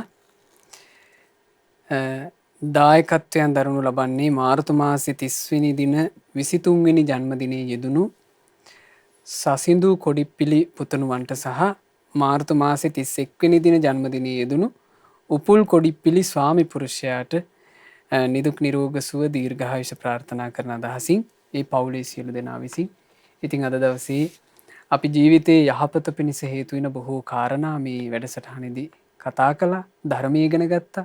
මෙසේ රැස් කළා වූ සියලු පුණ්‍ය ධර්මයන් සක්දෙවිඳුන් සතරවරන් දෙවිවරුන් ප්‍රධාන සියලු දෙවිවරු, අපගේ ඉෂ්ඨකාමී හිතකාමී සියලු දෙවිවරු පහන් සිතින් අනුමෝදන් වෙලා දෙවියෝ දිව්‍ය සැපයෙන් වැඩෙත්වා.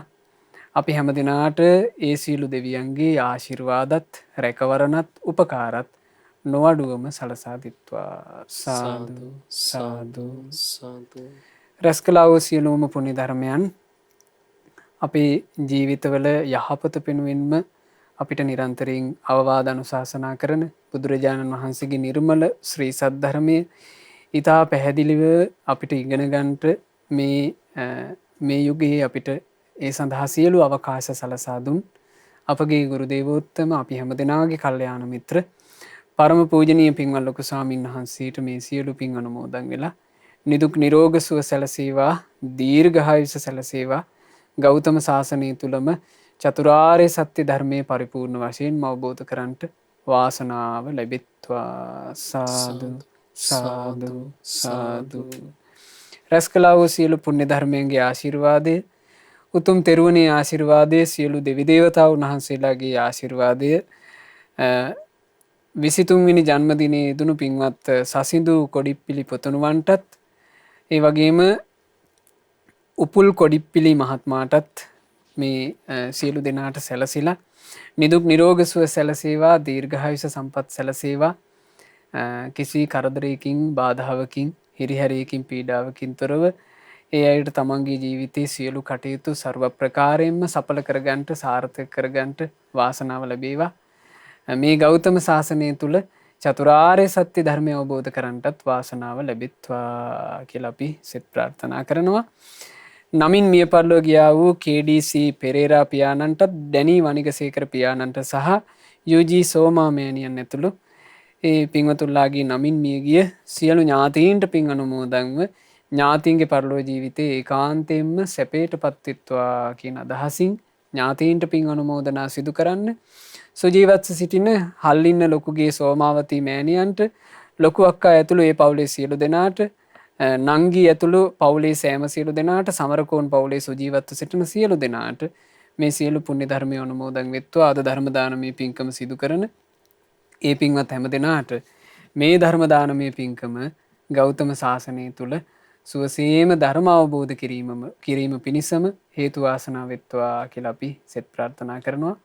මේ වගේම සුපින්වත් ඔබ සෑම සියලු දෙනාටත්, ශ්‍රද්ධා මාසික ධර්ම දාන සමාජික පින්වතුන්ලා සියලු දෙනාටත්, ඒ වගේම අපේ වැඩසටහන මේවීම සිදු කරන අපේ පින්වත් ලක්ෂානුපාසක මහත්මයා ඇතුළු ශ්‍රද්ධා කාර්ය මණ්ඩලයේ සෑම සියලු දෙනාටත් මේ සියලු පුණ්‍ය ධර්මයන්ගේ ආශිර්වාදය නොඅඩුවම සැලසෙත්වා.